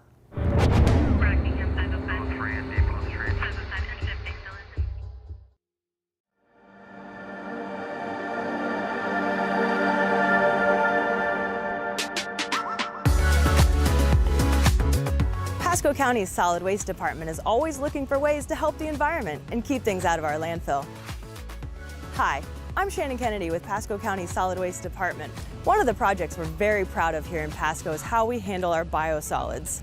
So let's just call it what it is. A biosolid is poop. It's flushed down the toilets and eventually ends up here. We have our very own public-private, one-of-a-kind biosolids processing facility that turns biosolids, or poop, into commercially available fertilizer. We paid for and built the facility, which is right next to our West Pasco Resource Recovery Facility, and Merrill Brothers operates it. Ted Merrill is the co-owner of Merrill Brothers. He's been in the solid waste business since 1982. Our Pasco County facility is our newest, and it is state-of-the-art. We bring in nearly 50,000 wet tons of product a year, and through our specialized process, we produce Florida Green fertilizer. At first, the sun does most of the work. We spread out the biosolids on our greenhouse floor and churn it up with the tractor and tiller. Large ceiling fans help to dry out the product. As the top layer dries, we till it again, exposing the wetter material from underneath. It doesn't completely dry out in the greenhouse, so we also use an oven belt pasteurizing process. We blow hot air up through the biosolids belt and through the product, drying the biosolids even more. The result is a high-quality Class AA byproduct registered with the state of Florida as a fertilizer. This process saves Pasco about $250,000 per year. Merrill Brothers is a great partner, and this